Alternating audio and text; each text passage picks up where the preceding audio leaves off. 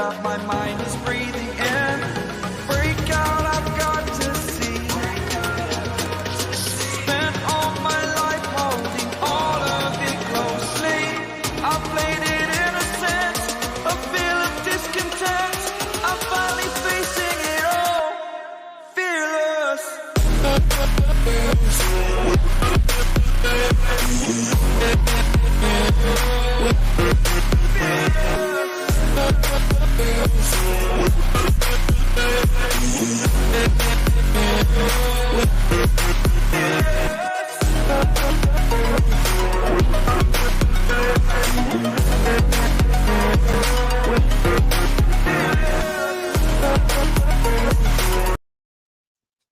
Hey, everybody. How are y'all tonight? So tonight, for the first time, you're going to be seeing us over live on Mosaic TV, and that screen behind me is going to drive me nuts. I'm Brandy, by the way. This is the first time live on Mosaic. If you miss most of this, it will be posted on Mosaic, or come on over to YouTube. Towards the end of the night, when we kind of wrap up what we're talking about, we will be continuing the conversation live on YouTube. If you want to join the discussion, come on over to Uncorked with Brandy over on YouTube. So now I'm going to add, well, real quick, let's just do this. And I'm not looking at chat right now, guys. Welcome in chat. Hello, everybody. Thank you so much for joining us. Grab your Kleenex, and there are going to be some trigger warnings for tonight because it is a pretty serious topic. So.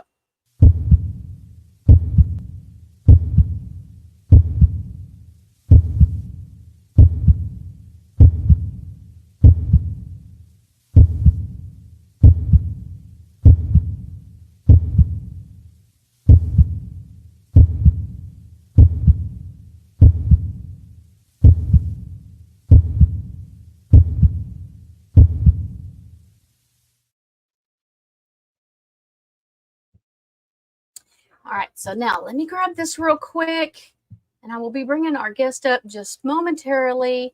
So, as y'all saw my community post earlier, and I've still got sinus junk, guys, so I'm very sorry. We're talking about the troubled teen industry. Our first episode of this series that I am titling Silenced No More. It's on the troubled teen industry, or TTI for short. These are for-profit, keyword there, for-profit based, under-regulated, the other keyword there, programs that focused on troubled teens. Issues like drug use, mental health, eating disorders, and so many other things that teens face. The origins are traced back to a 1958 cult called Synanon, originally known as Tender Loving Care. This was a new religious movement that was originally a drug rehabilitation program, but developed into a whole alternative community. Ultimately, they became a cult called the Church of Synanon in the 70s. This group has been described as one of the most dangerous cults in America. They disbanded in the U.S. in 91 after several members were convicted of things like financial misdeeds, evidence tampering, terrorism, and attempted murder. Go figure. But there are groups still in Germany and Australia. However, there is a timeline of these types of programs that technically go all the way back to 1912. Because these programs are not regulated, they get away with extreme actions that, in my opinion, do more harm than good. They allow children to be treated in a way that would be considered illegal in our prison systems. Innocent children being treated in a way that the law sees as a crime to convicted criminals. Make that make sense, okay? Make it make sense, guys. So in our first episode on TTI Industry, Silence No More, we have a very special guest. Margaret spent from June of 1996 till October of 1997 at the Family Foundation School in Hancock, New York. She is here to tell us her story and horrors that she's witnessed. Hi, Margaret. Hi, how are you? Doing good. And the rest of you guys will know Kendall, our other little friend. This is her real life friend, Margaret. Yes. And so Margaret is going to be sharing with us her story, guys. Down the rabbit hole. Hello, welcome. Thank you, honey. Misty, welcome. All right, guys. So Margaret, take it away. I'm giving you the floor. You go with it. Okay. Well, I'll tell you what, let's do this. Where were you at And what was the situation that put you in the school? Having gone through teenage years with like my children, right? Because they're adults now, right? Looking back, I wasn't doing unnecessary teenage. I was doing normal teenage. I don't know if I could curse, but my mouth. Yes, you can. Please drop an F-bomb because, girl, we're here for it. Okay. I was doing normal teenage shit, breaking curfew, drinking. At that point in time, I did grow up in New York City, Staten Island. And at that point in time, it was, the New York City club scene was very club kid-esque and, experimenting with hallucinogenic drugs. I got expelled from 2 schools is what ultimately sent me to the family. I was expelled from 2 schools my junior year in 6 months. That May, I wound up stealing my mother's car. Oh, and you went for a joyride. I went for a joyride 3 hours away. Oh. Overnight. And I came the next day and I totaled her brand new car. Oh, no. So for insurance purposes, I had to be arrested, right? They were not going to fix the car unless there was some type of charges made, right? So I got arrested. She sent me to a psych hospital in upstate New York, which I'll get there. But they had an educational, like a counselor type, who later on I found out that they funneled many children into the family school. Oh, no. Right. Like when we got there, they were like, oh, I'm from here. Well, there was a bunch of us from there. So when I got there, my mom and I, let me go back. So my mom had me super young, right? So she was always nervous that I would be like follow her footsteps. And I think that played a very real, like it was a very real thing for her. So she did everything she could to prevent that. However, being that she had us, like she had me so young, we were super close, right? So I think that in my mind, I'm going to be here for 30 days and I'll be home, right? Right. When I got there, they obviously strip you from, you're not allowed, pictures. At that point in time, I had a boyfriend for like 2.5 years. I couldn't have anything that he had given me. There's like a dress code, right? And at that point in time, it was kind of like crop tops and bell-bottom jeans and platform shoes. They take all that. It's considered old image, right?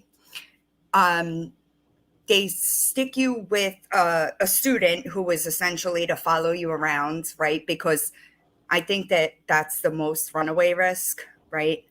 And I didn't even know, like in my head, I'll be here 30 days and I'll go home. The first 30 days you're on, it's called blackout, right? Blackout meaning I could not talk to anybody in my family, right? Like I couldn't speak to my mom, who at that point in time was the only constant that I had my entire life. So it's kind of like jarring. Those 30 days, what the school makes you do, number one, even if you're not an alcoholic or a drug addict, they kind of push you to admit that, right? They make you make this list. It's sort of like if anybody is in recovery, it's like a 4th step, right? Okay. However, what the school does is they encourage you to embellish on said 4th step, right? So essentially what that does is it then makes the parents believe, holy shit, my kid needs this, right? Because most of us lied. The ones that I've spoken to about this process, a lot of us lied because we thought we were pleasing the people that we were supposed to be pleasing. But what we were really doing was, telling our parents, this is what we need. All it was confirming what they were trying to tell your parents. Exactly. Which is a huge thing. they really had a good handle. I call it a huge circle jerk of manipulation, right? Because that's exactly what it is. There are children that are being manipulated. There are parents that are being manipulated. Even the staff, to some point, was super manipulated because they believed they were helping, right? I was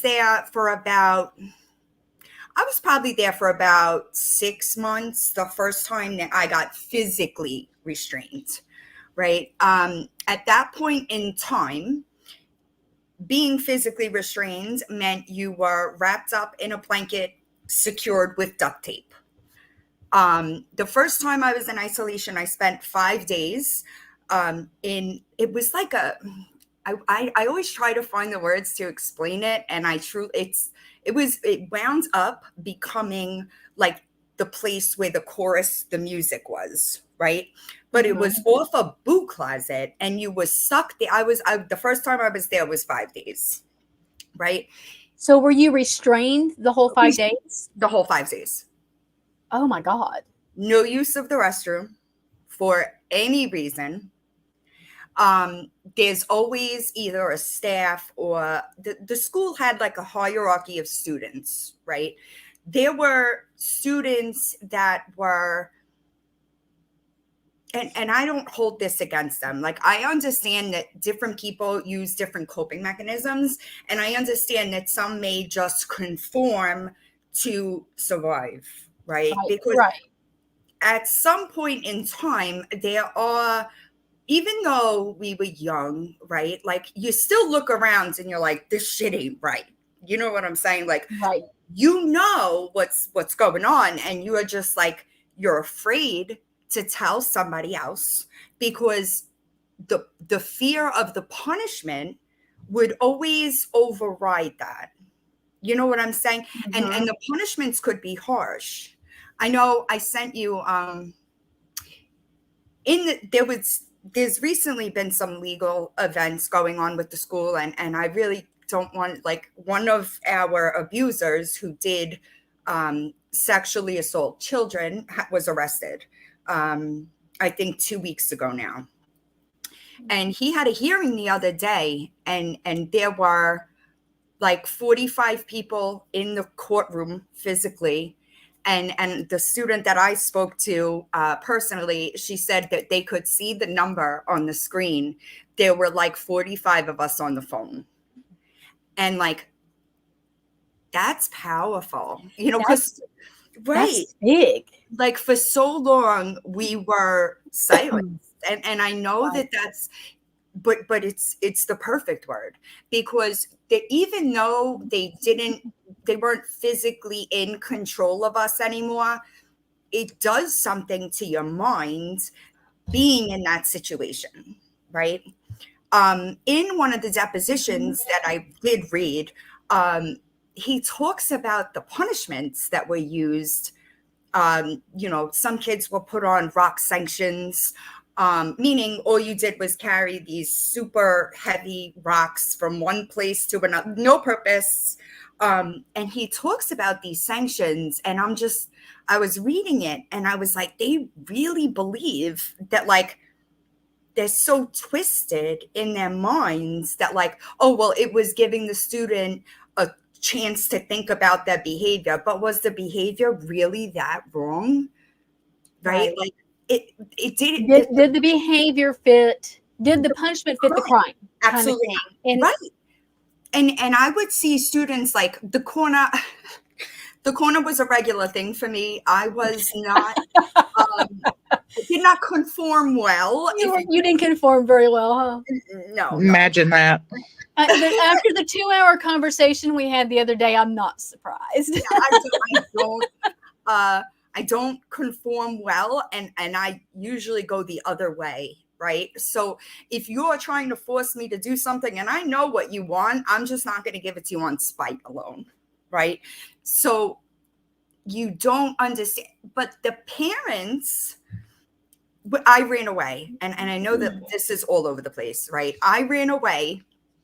I was 16. I was probably there about a year. No, I had to be 17. I'm sorry. I was probably there a little over a year. I hitchhiked. Okay. If my 17-year-old daughter ever hitchhiked anywhere, I would have killed her. Right. That's how desperate I was to get away from what was going on. Right. And I'm lucky that a super kind man drove me to a couple of cities away, right? But I wasn't smart enough at the time to realize that it was the same bus line, right? So when I got off the bus in New York City, there was a cop standing there with a clipboard with a picture of me, obviously, and he then drove my mom. But my mom came to pick me up, and I stayed. That was the first time that I had been in my home in over a year, and I told my mom, I said, like, you don't understand what this place does to us, right?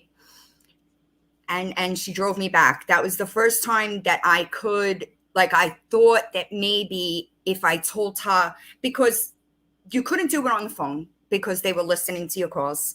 You couldn't write it in like a letter because they were monitoring your incoming and outgoing mail. So you could only do it in person. Right. And I thought at that point in time, like, why would she think that I wouldn't have left the place if it was that bad.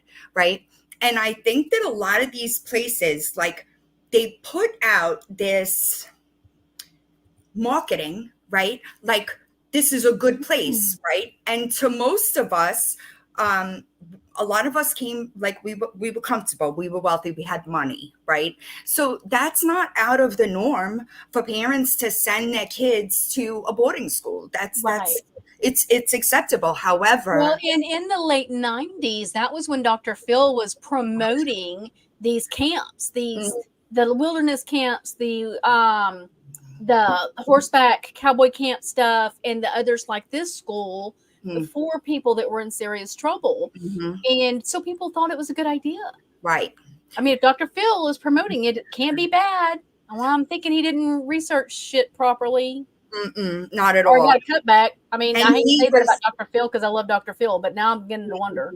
Right. Like, and he, from what I know, he was using Diamond Ranch often, and that was not like, I've never heard of a program that was just a boarding school. I'm sorry, that's not actually correct. I have heard of them, but anything that markets itself as a therapeutic boarding school, which, let me just be clear, there is no therapy. Okay. I think we were supposed to have group on Thursdays when I was there. I don't remember. Maybe like a couple of months, and all scattered. Like, there was no therapy. I was actually just talking to another student the other day because I remember, like, this whacked out man coming in to talk to us. And I was like, wasn't he a doctor? And somebody responded to me, and he was a doctor, but they thought he was nuts too. So I'm like, I just don't understand how programs like this are still not only very much a thing still, but they are also, like, nobody, I don't know. And I understand. They're not regulated. They're just not regulated. They're not regulated at all. Here's one thing I read in some of this stuff. Was a form that they have them sign removing children from the medication that they are on. Big red flag here, because that should never be done without the consent of the physician treating the child or adult for that matter, and done properly. And who they weren't working with the previous doctor. So to me, that's a red flag. To me, that is a huge red flag. But then again, in the 90s, we weren't talking mental health. And even in the early 2000s, we really weren't at that place where we were truly understanding, and that's bad, right? And go figure, one of the children literally takes his own life. How long had John been there? John was probably there. I think he did like 2-3 years there. So he'd been there a while. He was there a while. John was. Y'all, I'm just trigger warning, guys. This is a very sad story on him. I have cried over this guy. Yeah. I have cried, and today I text Kendall and said, "This is killing me." Yeah, there was one of the things about my program specifically is the death rate, right? And I think that there's got to be almost 170 that have passed all before the age of 40. A lot of them, the majority of them, either by suicide or drug overdose, right? So the program's not fixing what they're put there to fix, because it's not doing it properly at all. It's in my experience, 90% of us come out worse than we go in, right? Like, knowing what we know, and I understand that, like, it evolves, right? Knowing what we know about addiction as a whole, right? Trauma is what causes addiction. The answer to the solution for addiction is never adding more trauma. No. Right? So we just, a lot of us got worse, right? We didn't, there was no therapy there, right? Even if you were a kid that kept your head down and did what you were told, right? Even one of those children, you still have trauma from seeing it, right? You are still verbally abused. Or the fear of crossing one little bitty imaginary line that they turned on you. And that's a real thing. Kids can't live in that kind of fear. Kids just can't. They do not have the mental maturity. Adults can't even do it, let alone a child. Absolutely. But they don't have the mental maturity to do that. Can you talk about, I see questions in the chat about how your mom dealt with it later on, and how do you parent your children knowing what you know now? It's funny that my children might actually be watching. Hi, kiddos. Mama is amazing. they won't comment because social media is a wild place, but they protect your identities, babies. Protect your identities. Exactly.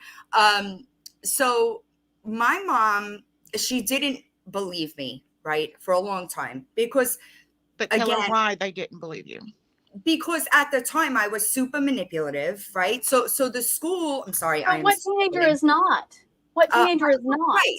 But not just that. The school would make the parents believe, right, that we were going to say anything to get them to take us out. So like the school is also manipulating the parents, because why? Money, right?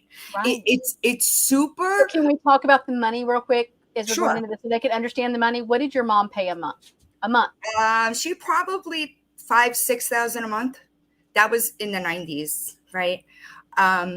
All told, I was there 18 months, and she spent over $100,000, because they do also hit you for incidentals and stuff like that.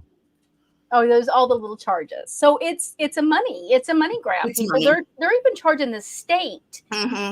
State dollars are going into these, and there's no regulations. None.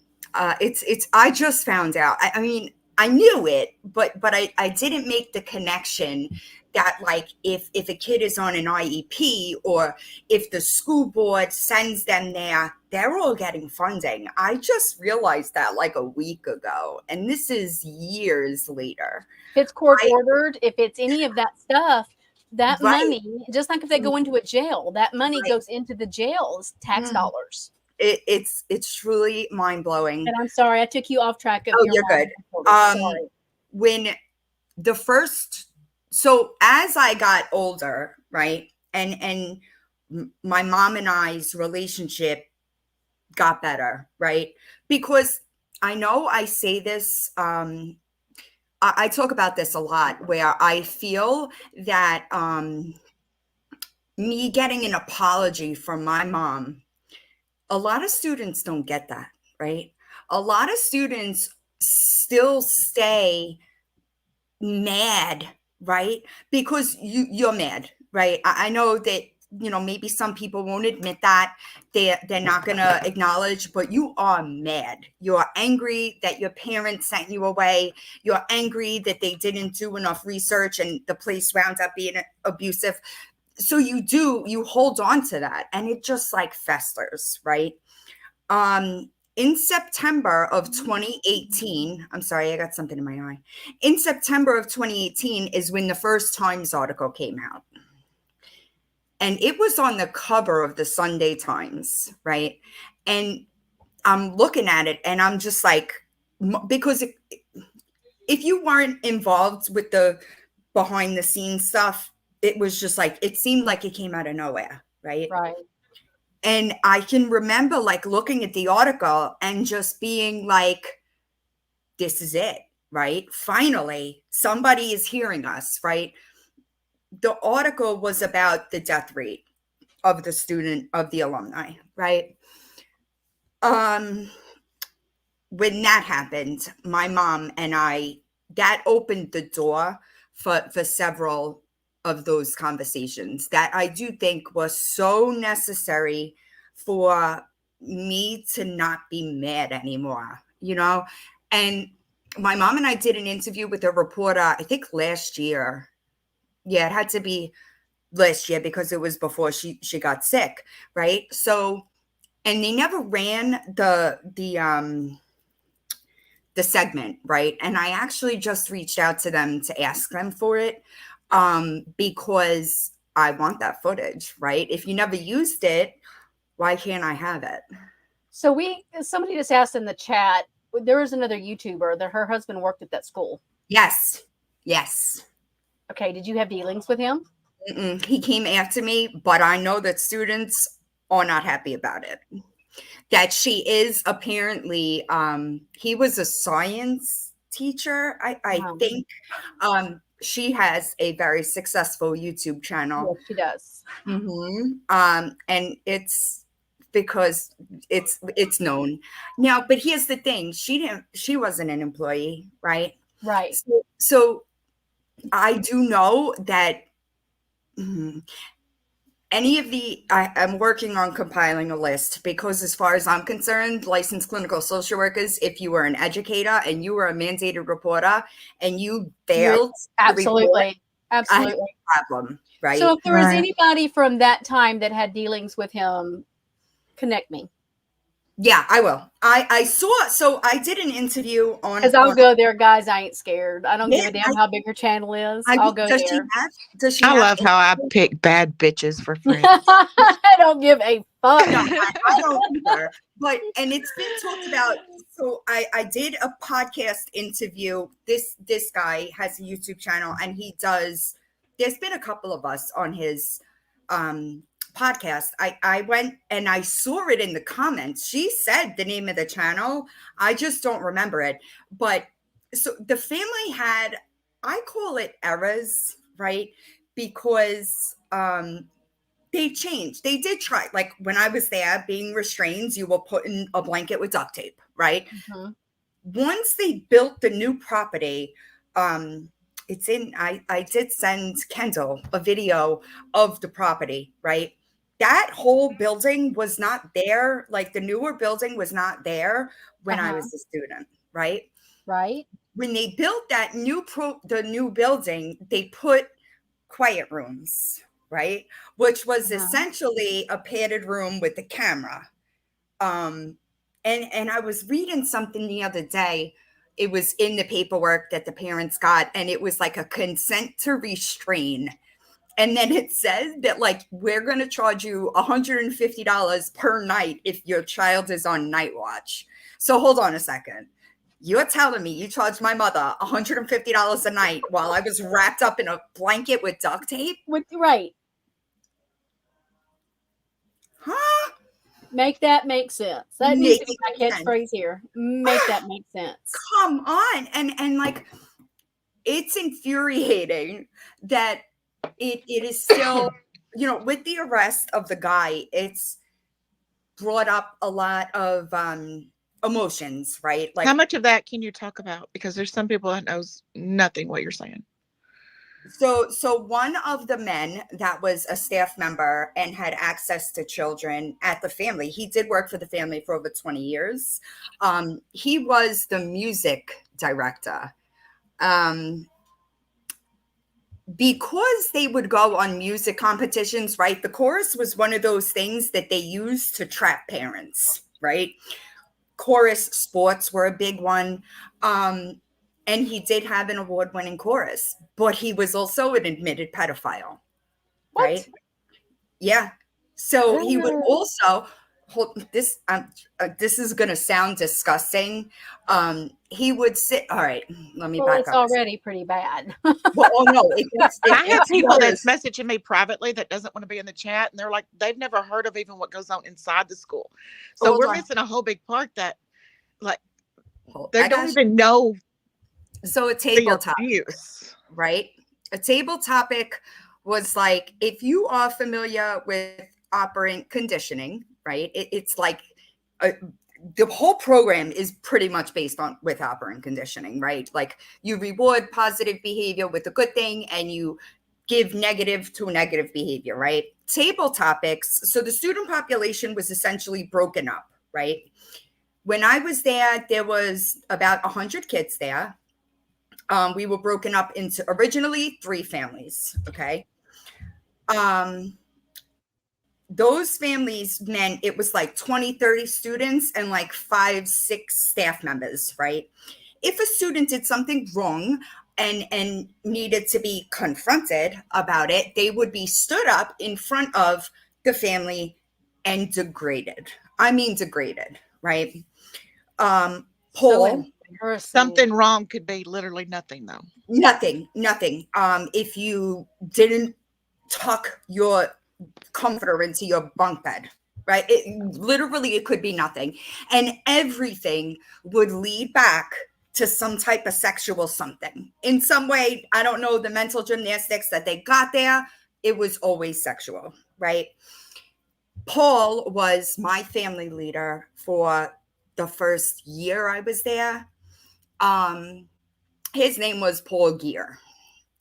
Paul Gear liked to sit at table topics and tell children how he was such a sex addict and he had such a sex problem that he could not help but jerk off with a cheeseburger in his hand. Oh my God.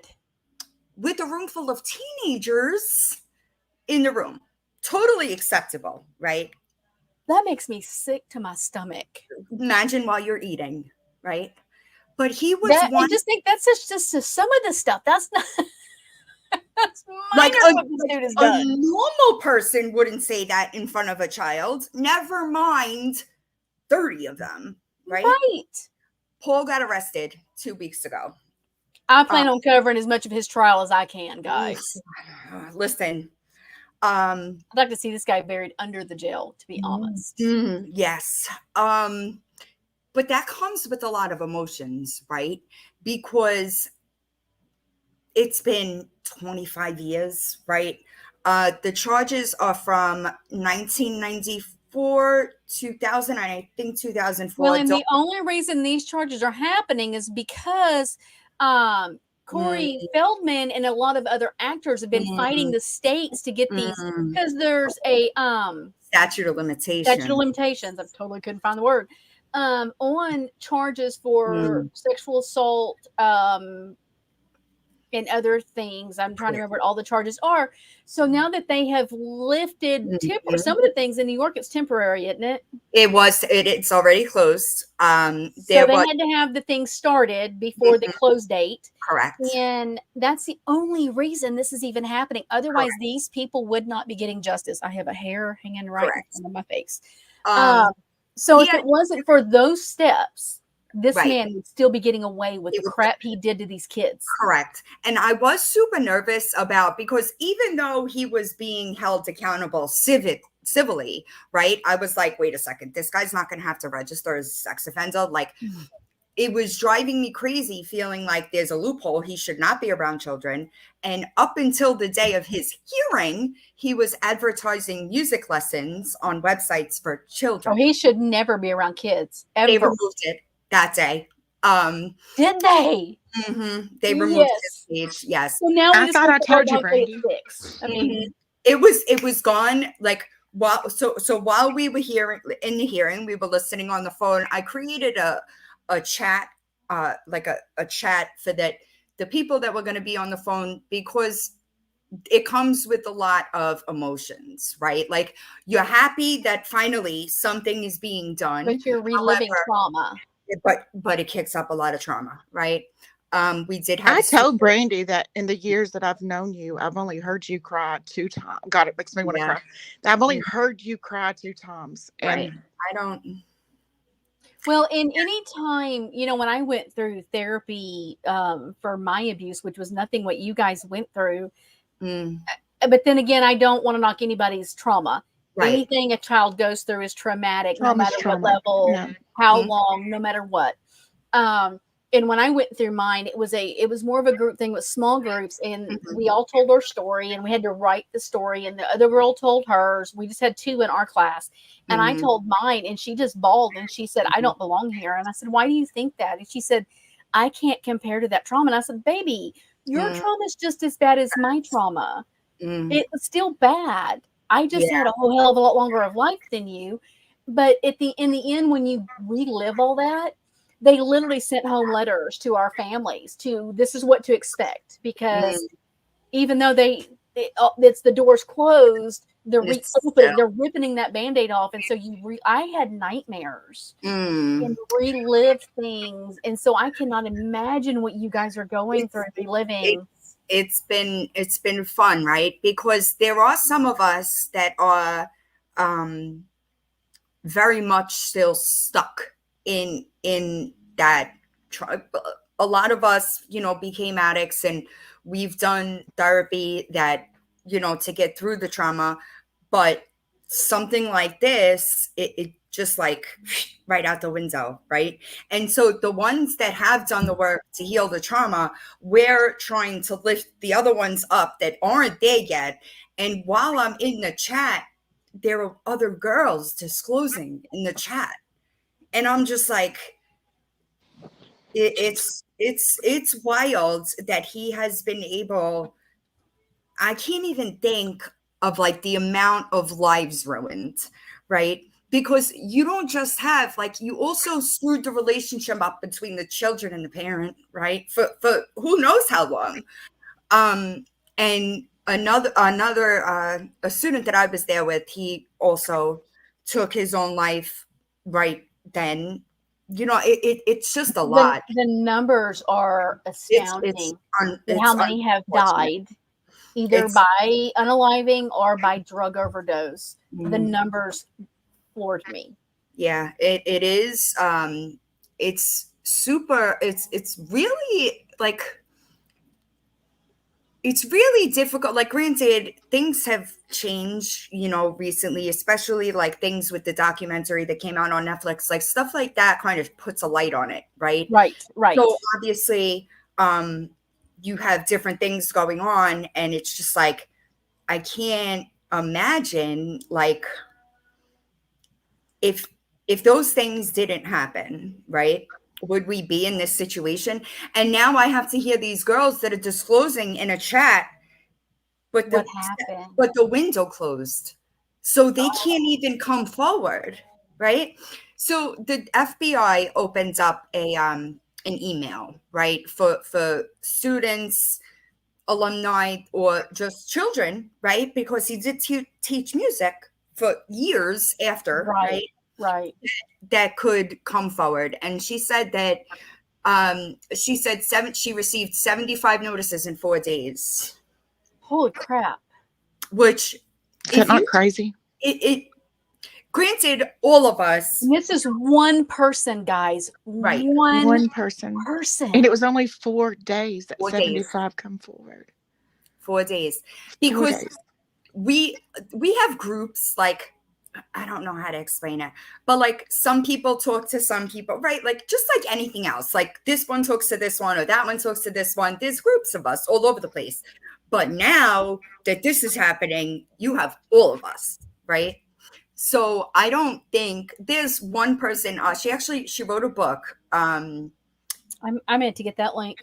What is the name? I See You Survivor. I That's the see you, hashtag. Survivor. I started listening to that today.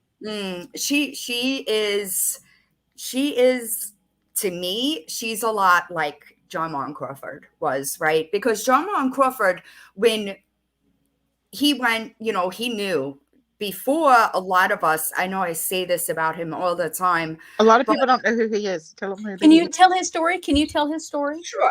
So John Martin Crawford was a student I was there with. And there was a web page created that looked just like the family schools page.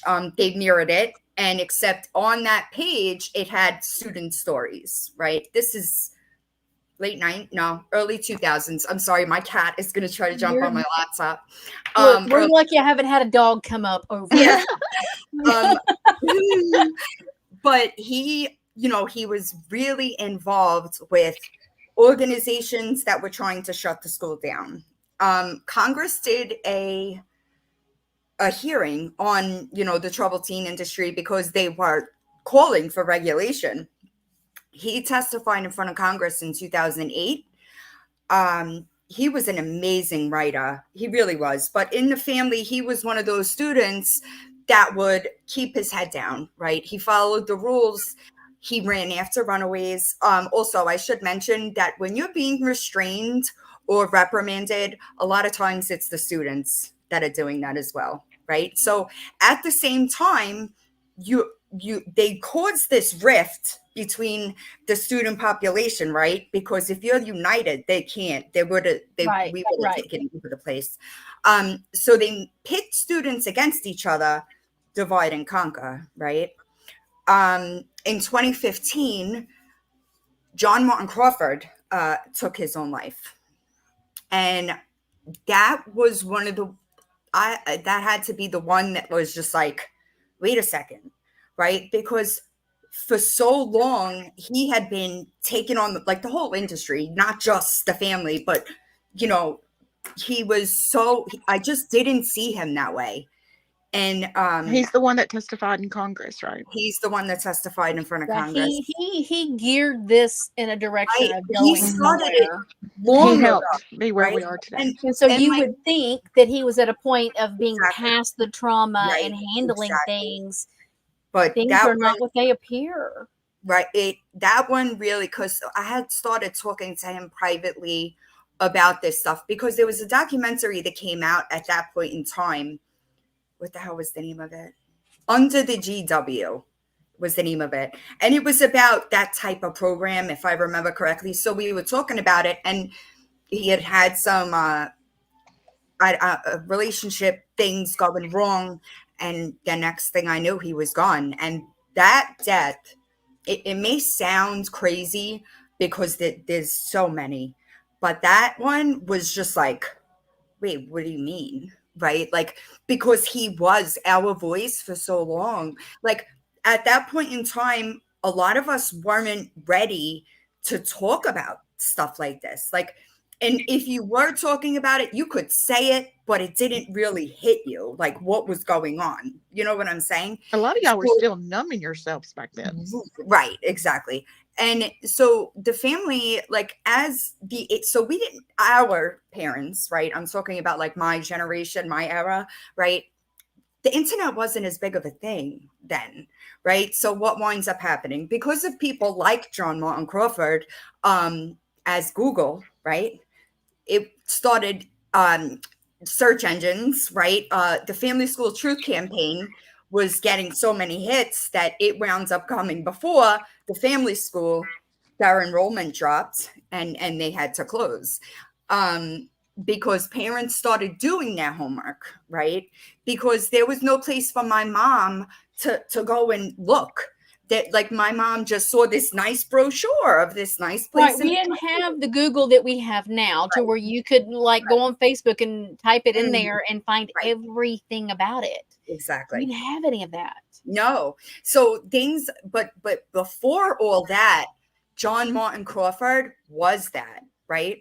So I can remember just being like, wait, what? Like, I was so blindsided by it, because to me, like, he's our hero, right? Like, he's the one that did all of the talking. He was an amazing writer, right? And a lot of us have gifts, right? Like, I was probably just bored, right? Like, I got in trouble because I was bored. I didn't, like, I was bored in school because I am intelligent, right? So the family, that is the only thing it did, was it got me from sophomore to senior year in 18 months because you're in school all fucking day, right? Literally all day.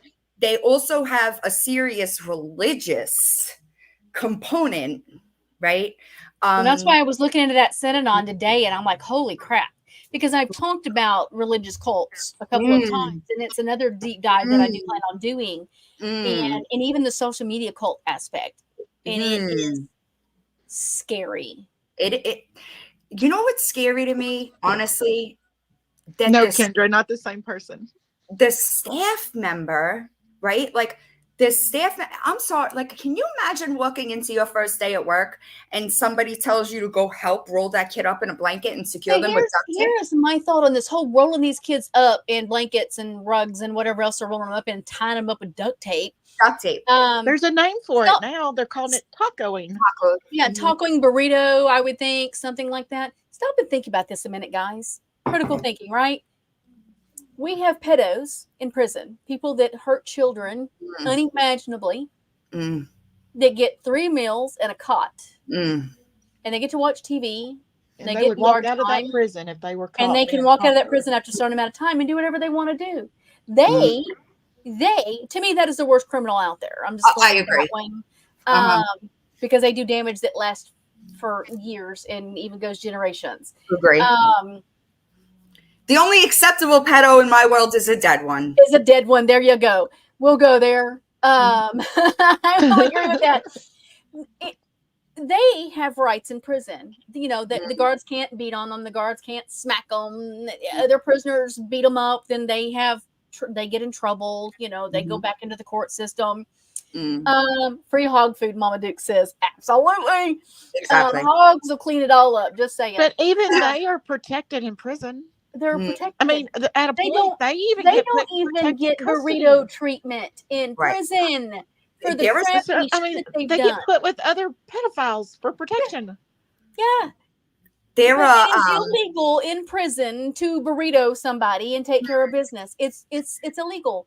But we're doing it to minor children who are innocent babies. For money. I don't care. I don't care if it's a teenager that's hooked on drugs and whoring themselves out there and beating up other people. I don't care. They're still innocent babies that need to learn and be helped. Well, there's a reason why they're doing that. Right. M stuff was just normal teenage stuff. Now, not every teenager steals their mama's car, but I mean, well, I don't know. I dated a guy in high school that his best friend is actually related to my husband. They stole the parents' car, credit cards, and I don't know, something else. They went on a joyride. They went a couple states over. Yeah, you know, the one was for money, so he got, you know, his family busted him out. The other one, his dad said, "Oh no, you're asking to sit in jail." No, you know, the one that sat in jail, guess what? He bettered his life. He now owns a business, has like 6 kids and whatever. The other one sadly died a few years ago from drug overdose, and him and I were very close, and so it was really kind of hard. But it happens. It's a teenage thing. We steal cars. We drink. We dabble with drugs. We smoke cigarettes. No longer here. We skip school. We do all these things as teenagers. That's kind of a rite of passage of being a teenager. You make stupid decisions. Facts. Not fully, formed frontal lobe. Right. Maggie's no longer here. Margaret just lost her mom, but her mom was amazing, and she was just loving Margaret. She just wanted her to not, walk in her shoes and to be the amazing woman that she is today. And she, and I can understand Margaret's mom because I was a teenage mother, and I watched my oldest, that I had at 16. I watched the shit she does now as a 34-year-old woman. And I think that had she been doing those kinds of things as a teenager, there were some things as a teenager, but would I have made the same choice as your mom? And I probably would have. I probably would have. Especially at that time when you couldn't research and see different. Yeah. Right. And when Margaret first started telling me these stories, one of the things that has stuck with me all these years was that she told me that they, which she talked about this already, but how they conditioned the parents to warn the parents that your babies are going to come back and tell you the most horrible things that they can think of to get you to come get them. So they're already prepared that these I don't. kids are gonna The only take thing I it don't honestly. understand is I'm that mama that's going to show up unannounced. Right. But In that's the things I had my children in, if I couldn't show up unannounced, they weren't going. But that's the thing. If you showed up unannounced, we were conditioned to smile, right? We were They made never them write fake letters right. home. Like I've talked to. There are a decent amount. I shouldn't say a lot, but there are a lot of students that I was there with that wound up going into the military, and they said the military was a cakewalk. A cakewalk was their quote compared to the I family. can imagine. Because the military even has rules. Yeah, exactly. The only time you get things like burritoed would be when you're doing something, the whole platoon keeps getting in trouble for your bullshit, and then the guys do. Because my husband was military, and then they've talked about things that they've done, to the other soldiers that keep screwing up, and they're tired of scrubbing tile with toothbrushes. And that's the thing. It's not a regular thing that they treat people in this manner. And somebody had said a while ago, and before I forget, there have been many in the chat, and I'm sure those watching on Mosaic TV are saying, I am so sorry for what you and the others have gone through. From the deepest of my heart. Yeah. I think that you and I are developing a little friendship here. So you have my heart, baby. And the ones in the chat are saying the same thing. They are so sorry for everything you guys went through. I want to be a voice for those that don't have the voice anymore. I agree. And that's and like, this is the crazy thing, right? As bad as I had it, I didn't have it the worst. Right. That's scary. So like exactly. It's unfortunate that there's no level, right? There is no level of and so they used to threaten us, oh, we're gonna throw you out and send you to a program in Samoa, right? So in your mind, right, should you go with the unknown, right? You know what you're getting at this place, and granted, it's not good, right? But how much could it be over there? So let's talk about the ones that did go overseas. I don't know. You don't know any of those? So they do send some overseas, guys. And let's stop and think about this a second. Overseas doesn't even have near the rules we have. No. I stumbled on I followed the Reddit, the Troubled Teens Reddit, right? And when Paul was remanded the other day, I went there and I updated with his mugshot. And I came across a post from one of the 7 that were removed from the school in Jamaica. And his parents are sending him to another program. And I'm like I'm reading the thread, right? I guess he put it on a public platform. I guess he's not straight. And that he was shamed for his sexuality at the school in Jamaica. But your parents are sending you to another program. And like all of the kids, all of the survivors of the troubled teen industry are like, I'll talk to your parents. Like, what could we do? Because none of these programs are beneficial. None. If they are not, like I said earlier, if they are not working with previous doctors that are dealing with medications and mental health, if they are not willing to work with those individuals, fuck that. Right. Fuck that and the horse it rode in on. No. It's awful. And if you think, I know, I had, when I got sent to the family school, I had friends for 5-6 years, same group of friends I still have. We're still friends to this day, right? Our kids are the same age. Like we've always been super close. When I got sent to the family, there was no contact, right?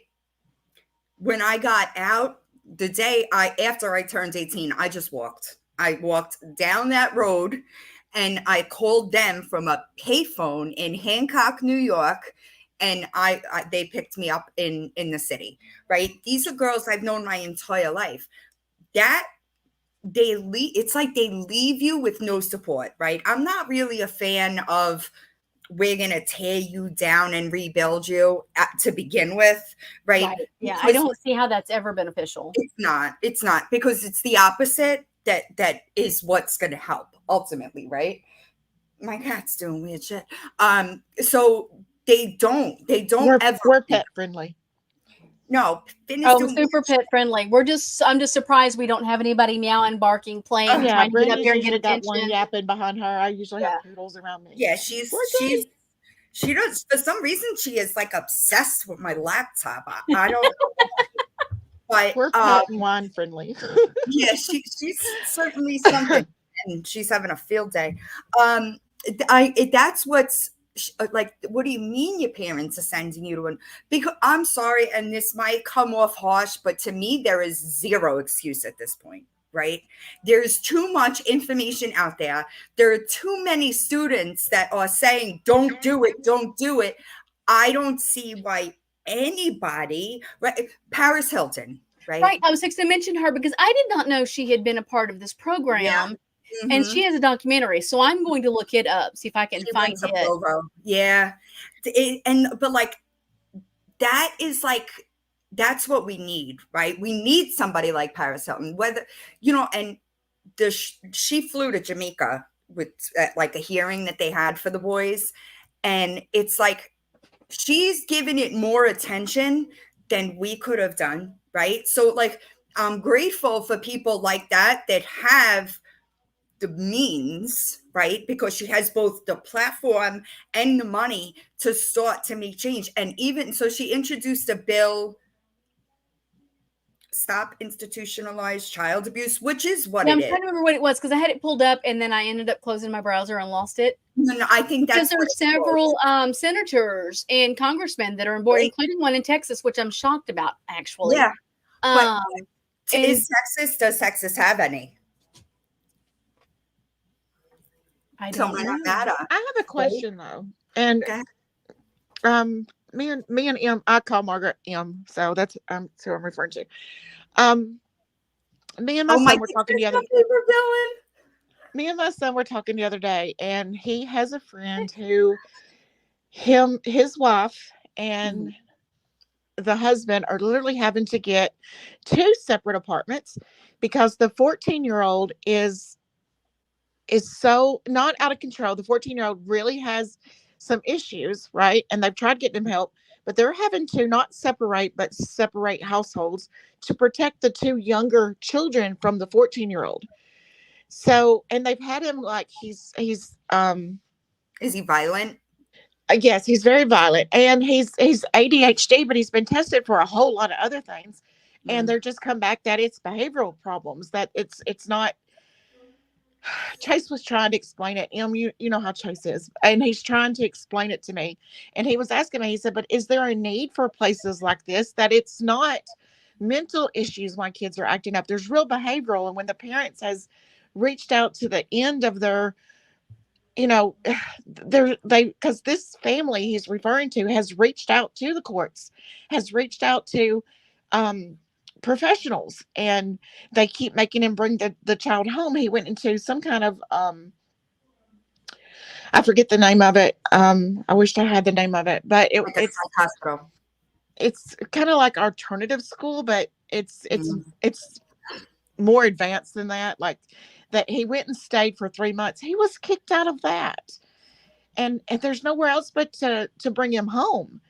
But what are the behaviors? He needs psychology. But he's been through, and Chase was saying that they've been through all kinds of psychologists and the test, and they keep coming back and just saying that he's definitely got some anger issues. They're trying to get to where the anger comes from, but anger is a secondary emotion. What seems to be an okay family. There's some issues, but maybe there's issues that we're not seeing, right? Everybody, what's behind the closed doors, we never know. Sometimes there may be something that even the parents may not really know, or maybe don't do with those children.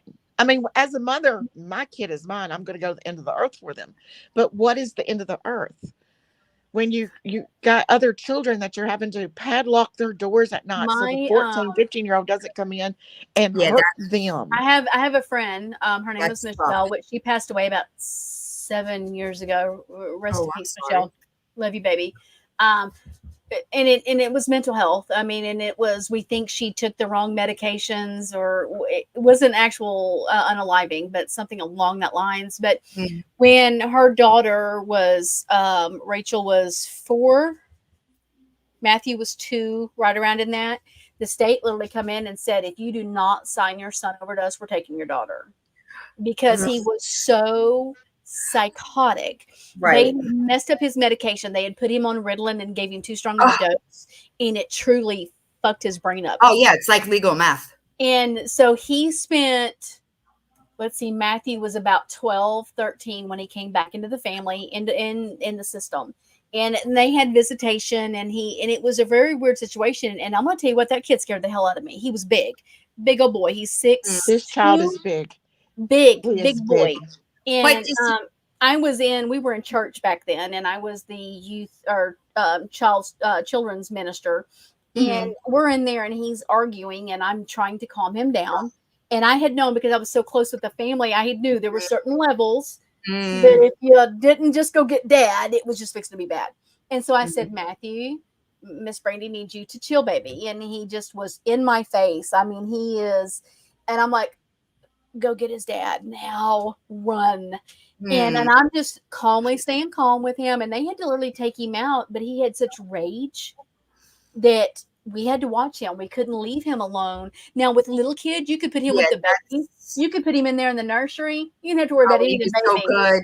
Like, he would die to protect the babies. Right. But you can put him with other children his age, because I think that if it comes, it's a really tough situation, right? Because if he's harming the siblings, he's then causing them trauma, right? So, and also, if in this situation where Chase is talking about, is the family has already been, there's already been an issue where CPS has been brought in, because the middle little boy is 9 years old, had bruises on him for where the 15-year-old was body slamming him. CPS didn't remove him? CPS, that's when he went into that school, but the family was still investigated. He went into that school and stayed 3 months, and he went through all the kind of health workups, and it's supposed to have been an all-purpose everything. Like they did right. They did mental, they did the physical, they checked everything, and they just come back and told him that he's got behavioral problems and some anger issues, and put him back in the home. And now they're they're making her mom's house, the basement, a little apartment. So her and the 2 babies, which are, I think, 10 and 8 or 10 and 7, like that, are going to go live in her mom's basement. And dad and the 14-year-old, because the dad's the only one that can handle him, because he's a big boy. Yeah. He's 14, 15, but he's that a was big with 14. Matthew. His daddy was the only one that could handle him, because he was big too. Because that's scary. Mental health has to change. And I say this all the time. Absolutely. Anytime I cover a school shooting, it's not about the fucking guns. It's mental health all day long. You've got these schools where they're throwing children in there, and without proper mental health advocacy. And somebody had said a while ago, and I should have saved it where I could find it. I'm sorry, I'm not keeping up with the comments. No, I ain't either. It's fine. I can't We'll get back to them in a minute. About regulating, because here's the thing. I support this type of school for a certain reason. If it's regulated and we're investigating, and there's proper therapy, and there's proper doctors, and there's proper. Well, I think there's a need for it if done correctly. Right. And in this day and time, there should be a camera, 2 and 3 and 4 cameras in every inch of that school. It's truly, it's crazy, right? Because like, I don't even think, I think maybe I had one teacher that was like supposed to be a teacher, right? Like my biology teacher. So they weren't even licensed teachers. It's because it's she didn't even get to graduate. Right. Oh, I have a GED. My mom spent $100,000. Like, I can't with this. For me to have a GED, because I walked 3 months before graduation, right? So it's a homeschool situation inside a private school that they're raking in the dough. Yeah. They can't even pay teachers. Big money, because you figure, so there's, when the school, okay, so when my kids were in private school, it was like $1,200 a month. So they were raking in the fucking dough. Right. It's that's the only reason, right? And I don't understand why. Well, I mean, I don't want to get into politics, but look, they all need to be fired. Everybody in office needs to be fired and start the fuck over. But in a public school, burn it down, start over. In a public school, they can't even paddle children in Tennessee anymore. there are You way cannot more. saddle a Right. child in I think school in depending Tennessee on the anymore. school, but we are Texas is different, guys. We are on our own level of I know. I live in Florida. It's the same shit, right? right. And But- so I do think we have a lot here that is still corporal punishment. And I struggle here because I am a corporal punishment person. Yeah. Don't I hate me. remember. Brandy, I'll be in Texas Monday too, by the way. Yeah. What? Where I will. Arlington. How far are you from Arlington? How far am I from Arlington? 4 hours? We can meet up. Look, I may have to come meet you. I'm sure Okay, some I can people do that. love that. I'll be there till the end of the week. My baby, he moved to Texas. It's 4 hours for me, 4.5 hours for me. We can meet halfway. We could meet halfway and have a day. We could. Yes. It's not that bad. It's not bad. We may have to do that, guys. Yeah. Going live. Look what I got. I think a lot of people would love that one, right? But so let's go back to some trauma things, guys. What was one of the worst things you saw or knew that happened in the school while you were there? When I was there or While you were afterwards? there. Well, either. The kid committing suicide is Yeah. That one is pretty rough. You know what's really hard about it is insulting of the parents. So let me back up. It was way after me, right? But we do have a place where we can all talk about things. And recently it came up because the parents were lied to about the situation. Apparently the kid had told, like, the kid's family was very well aware that the kid was having suicidal ideation. And instead of bringing him to a higher level of care, right, they instead put the kid on shadow. There are some things that are above your pay grade. I'm just saying. And it should have been done. There was complete negligence there, 1000%. So the kid, when you have that type of ideation, they put you. I'm sorry, I didn't mean to quote it like that, but the kid had.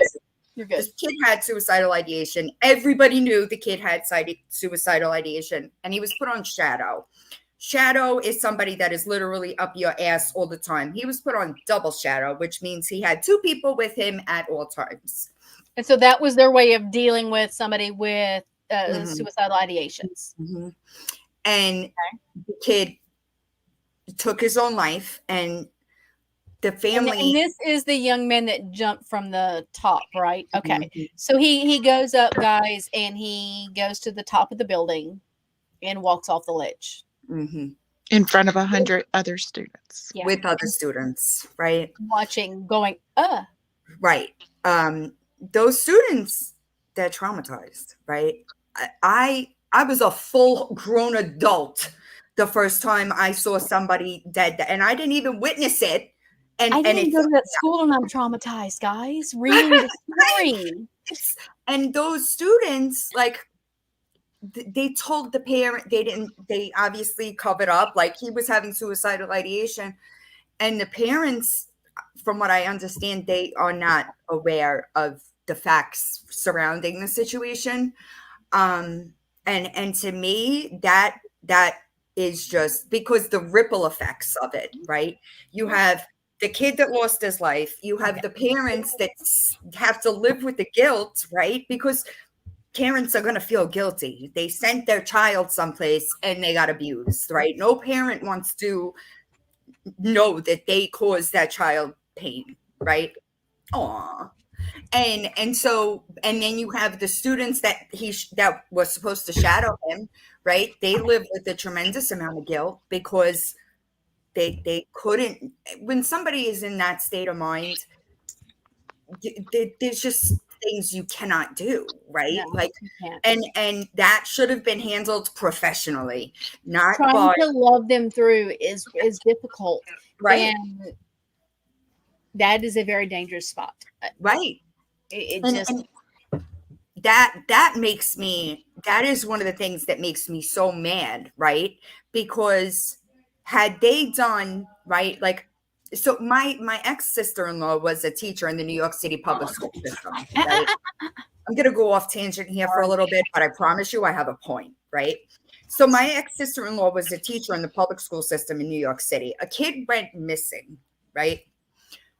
She went protocol, right? She went to her higher up, right? Which vice principal goes to the principal. There's protocol here for a reason, right? Right. My sister-in-law realized, I don't know, months later that they never reported it, right?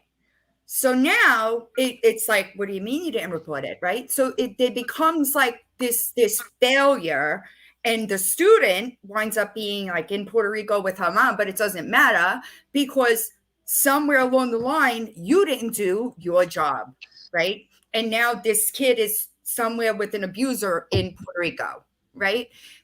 That's how I feel like these programs need, right? Because that kid should have absolutely been taken to a higher level of care.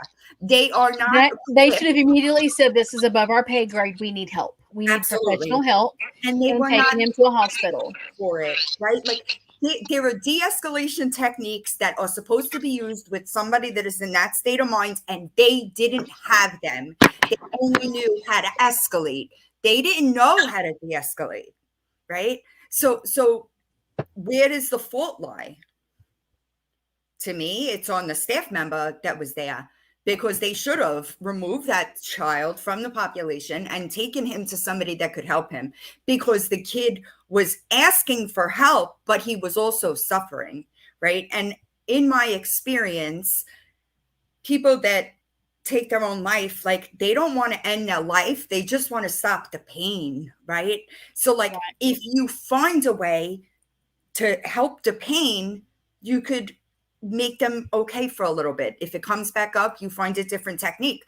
They were not equipped to handle that at all. There was very little, like there was a psychiatrist that was on staff, but I don't even think I saw him my entire stay there. You had like a regular lady that handed out meds that had like, the only reason that she qualified for that position is because she had like 10 years sober.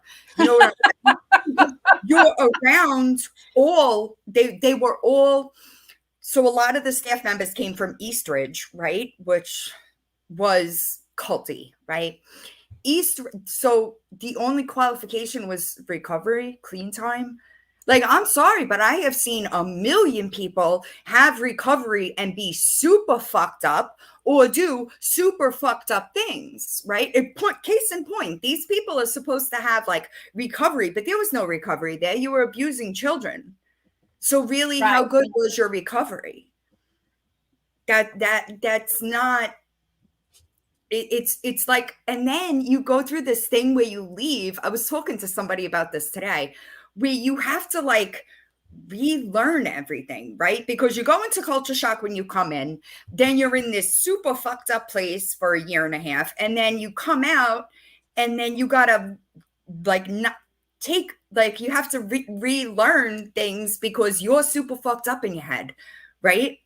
It's really, I don't see a benefit. I don't. And the schools, I think that if the government did regulate the deceptive marketing practices, that we might get somewhere, right?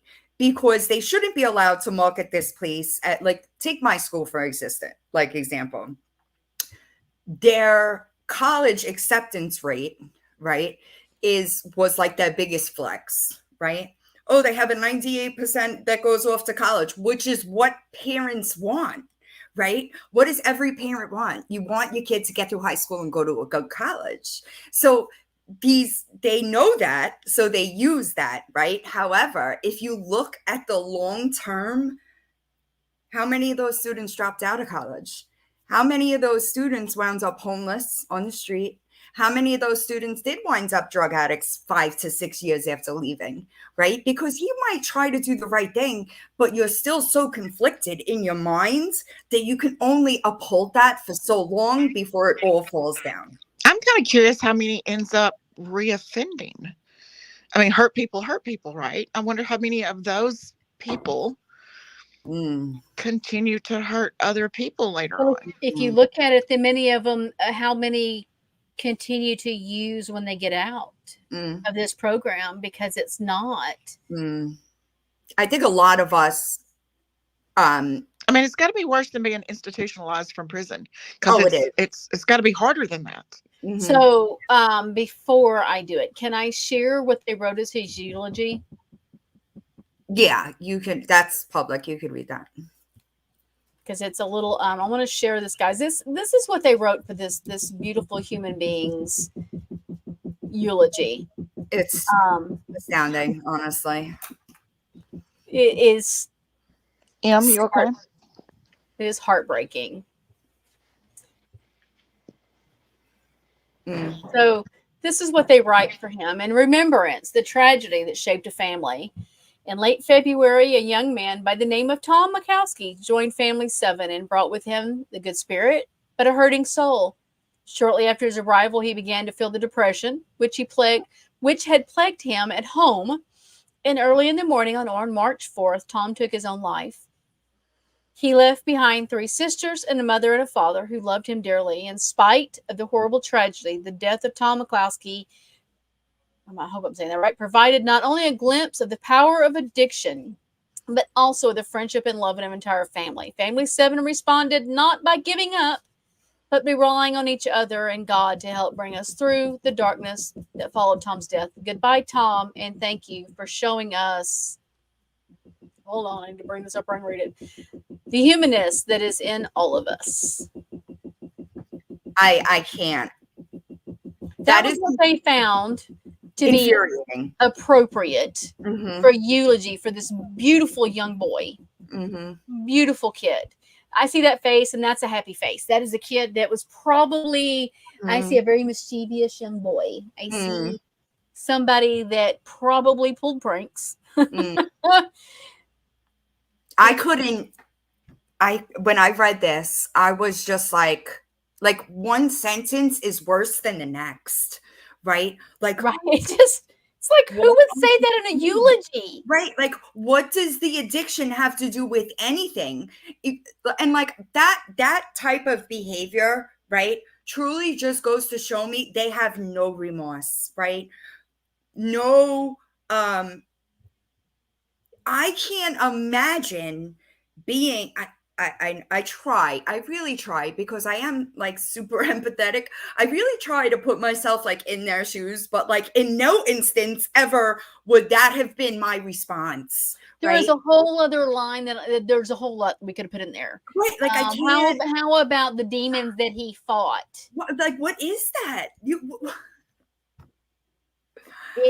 That infuriates me to even look at it. I read that today and was like, oh my God. Right. Like when the first time I read it, it was like, oh, you know what I'm saying? Like I was warned ahead of time because she told me about it. And then I'm reading that and I'm like, this is gross. Right. Gross. Like this is gross. And the unfortunate thing is the parents defended the school. Like, but I don't think that they know that boy was crying out for help. He was legitimately begging for somebody to help him. And isn't that what they were for?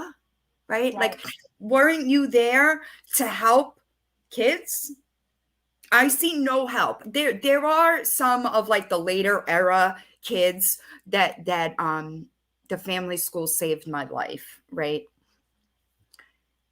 I've read a few of those where the kids are like saying, this wasn't my experience. And I'm like, that's possible. That right? wasn't yours, but that doesn't mean that wasn't everybody else's. At all. And the school, like I said before, they did try to change their practices, right? Like, okay, you didn't get wrapped in a duct tape blanket, right? Because the school, if I remember correctly, they had a investigation. I want to say maybe 99. I might be off, but I do believe it was in the late 90s, maybe 2000. They were investigated and found no signs of abuse. But how do those investigations happen? So how do those happen? Like, did somebody come in for 20 minutes and just somebody admitted? to calling actually the other day. I don't know who, but a student said when she left, she called them and said, like, you need to go and investigate this place. And it's taken how long? Well, they covered their tracks too, because you've talked about all the VHS tapes that Oh, they I had don't know that would where have had they the, are. the absolute proof. Somebody said they're probably in the bottom of the pond that they used to force us to swim in. You know, Right. and watching if the one thing that brought my attention to this was watching the program on Netflix, I didn't. which is at a different school. Mhm. And those kids went in, and this school wasn't even smart enough to get rid of the evidence. Like, the evidence is still sitting there. There's files after files. I have a really hard time believing that, because I think that I probably think about the tapes more than I think about most of the other stuff, right? Because every time a student got restrained, like, they legitimately set up a tripod, right? Right. So it's somewhere. Somebody has that shit somewhere. So where are those tapes? Because maybe, And if they have been destroyed, who destroyed them? Right. Somebody speak up. Here's the thing. You want a clear conscience when you go to heaven if you believe in heaven. I don't know. Everybody believes in something different. That is what Maybe is own your shit. crazy to me, right? The owners, so the owner, the female original owner, she is still alive, right? The male, so a husband and a wife, they used to take in runaways. That's how the family started. They used to take in runaways, and then, so like a foster home, right? And then they got too big, so they had to get a license to get to expand. That's literally how it became. She is still alive. Well, I have an appointment with an attorney on Saturday, because I was told that now that there's criminal charges, right, that opens the door for us to file a class action lawsuit, right? That's the only thing I want to know. And I think that I might actually be friends with the guy who ran it on Facebook after the fact. But, like, I just want to know. And every kid had a black binder. This is when I was there. I don't know what they did after I left. I can only, I can only go back to then, right? Every kid had a black binder that progress notes would be written in. Where's the videotapes and where are the binders, right? Maybe they got rid of them. Somebody said they're probably at the bottom of the pond. I actually went back there. 2003. I brought my son there. It had to be 2003, maybe 2004. And that just, like, I left on bad terms, right? I was considered a runaway because after I turned 18, I just walked. Well, an 18-year adult, fuck you. Yeah, exactly. But I did speak to an attorney years back, early 2000s, right? And he said that the age of, he's had the most success as far as suing the TTI industries based in Utah. And he told me that in order for them to keep us, they would have had to have a court hearing for each and every one of us, because at 16, we're considered adults. And I was like, well, that's interesting, because I know that didn't happen, right? Like, yeah, our parents essentially signed us over, but we still had constitutional rights. Right. You still at 16 in most states, or Right. you have the your legal age of consent, basically. Right. So, and I never pursued it. I should have, but I didn't, because I was a lot closer then. But after this, I was like, somebody's got to pay. Like, somebody found my TikTok. One of the guy that was arrested, I've been posting about him on TikTok, and one of his neighbors commented on my TikTok. You sent me this. And she said I was his neighbor, something like, I was his neighbor for 7 years. I'm glad that you kids are finally getting something along the lines of, I'm glad that you kids are finally, like, so I know, like, Hancock is a very small town, right? So this has breached, like, it used to just be localized, like our community. If you saw, that he was a predator on certain websites, right? Like, you would see him, right? I'm sorry, I know that's gonna I'm trying to find her comment because she commented and I was like, wow, like one of his neighbors found like my TikTok. She I said, have it. You want me to read it? I got it. I'm absolutely shocked. That person that got arrested was my next door neighbor for 7 years. I'm sorry that you had to endure all you did. That was the day of his hearing. So I said he was held. We're waiting on a decision. And she said that means he can't get out while he awaits trial. Thank God. But the judge, we're actually all on an email list because so there's a lot of legalities here, right? So the judge needs to review the case law and see, because New York did like a bail reform, right? And he doesn't have any prior criminal history, right? So there's a good chance, I'm hoping that if the judge sets bail and puts him on house arrest, that it's like $10 million, something completely unobtainable, right? Because he should never. But the reality of the Bail Reform Act is that he might get bailed, right? There's also a limit of what he can set the bail at. Right. So we're on an email list so that we get notified once the judge comes to a decision. I'm hoping it's tomorrow, but it's a good thing, right? Because he should not be. Never, like, does he let him out and give him a no contact order with children? Like, it's really, I don't think, but I think minimum there needs to be a no contact order with children.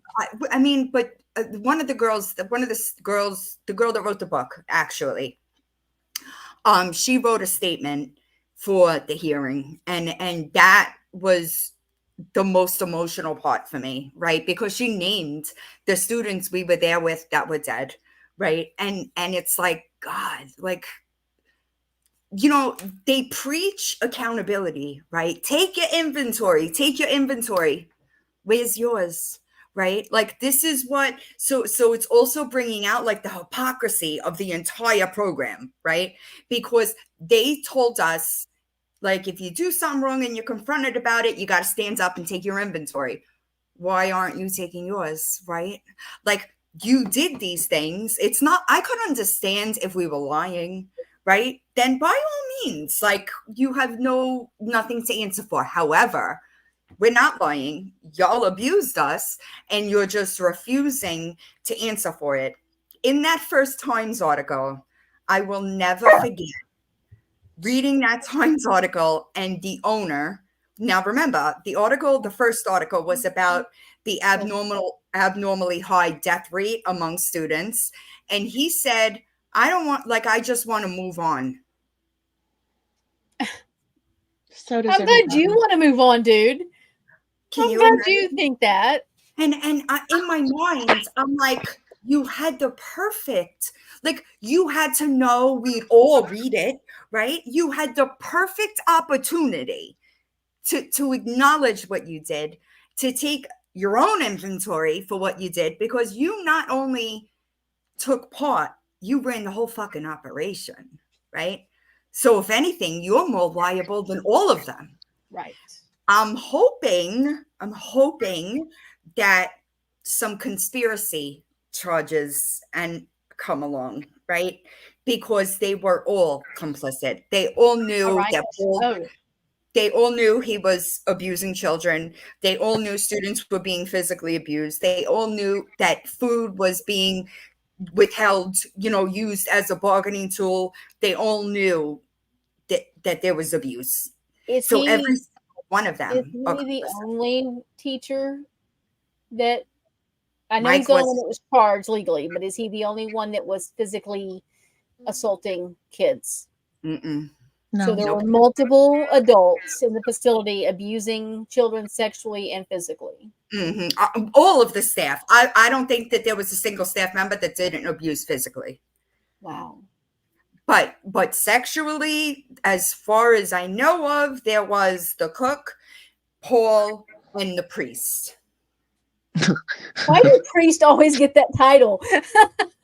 Don't go into the priesthood, people. Don't. But that's what I know of, right? Like, some of these predators took these kids off campus.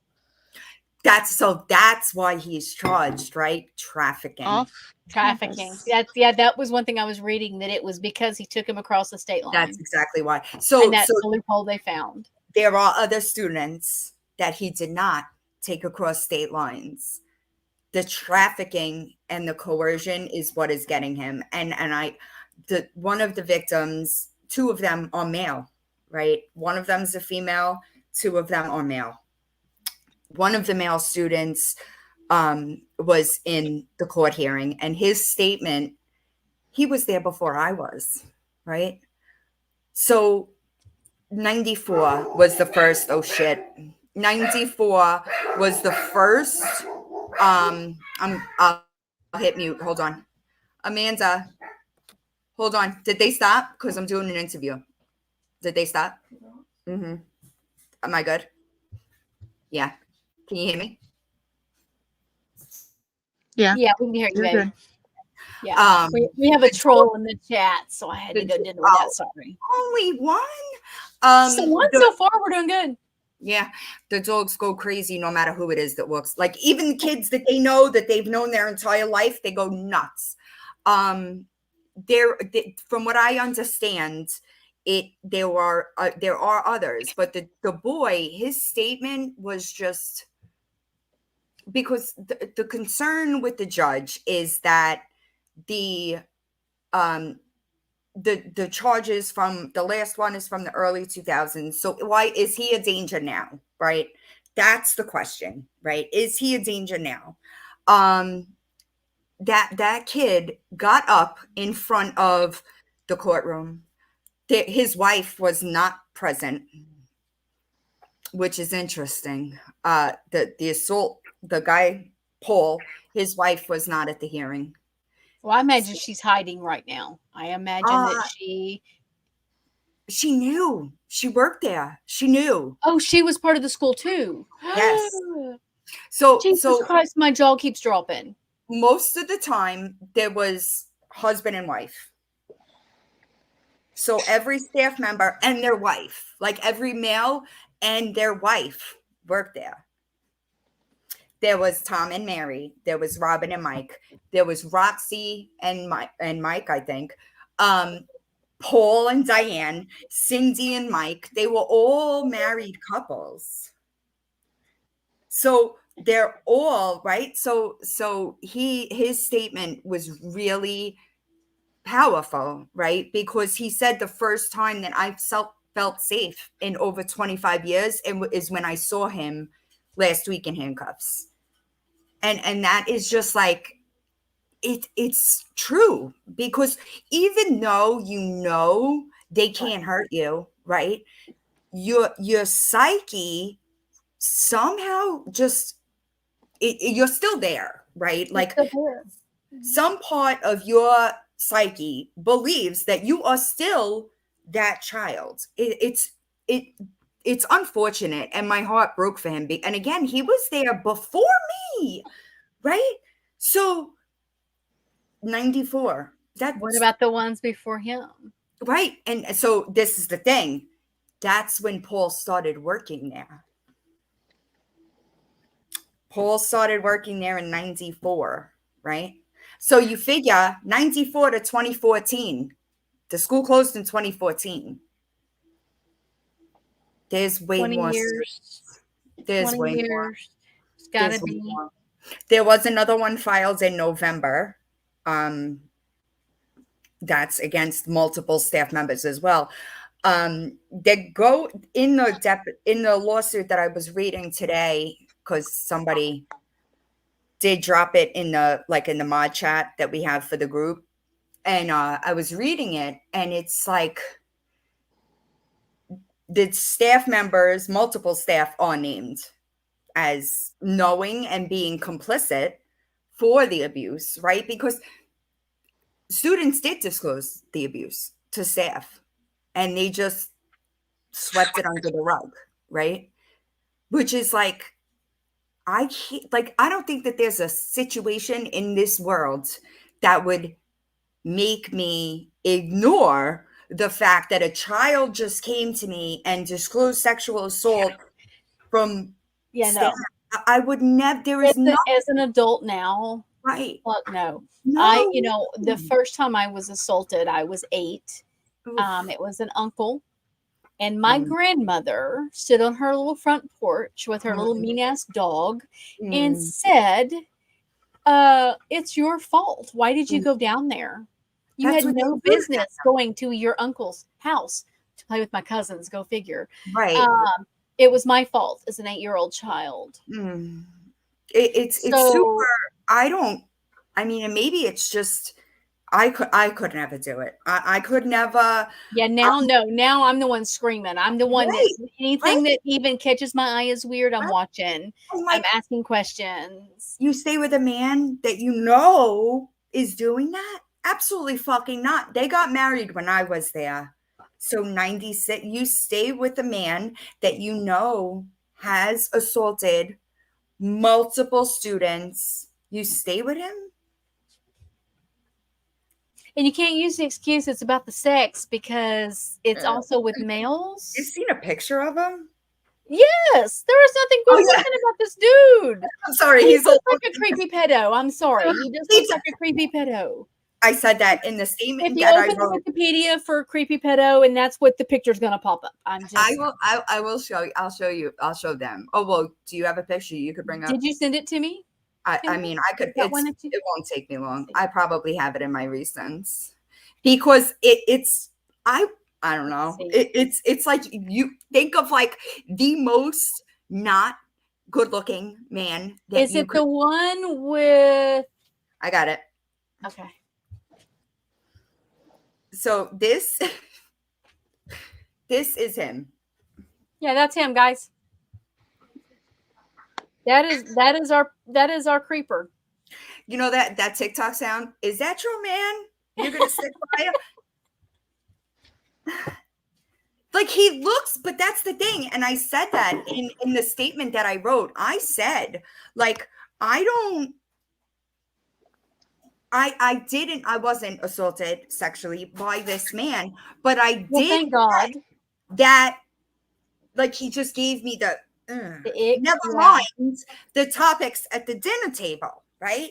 Like, I can't believe you talked about that at the dinner table. Like, not just once. It was in everything. When I say that everything led back to sex, I mean everything. If you they just always brought everything back to sex. The entirety of my stay, I was talking to somebody about this today.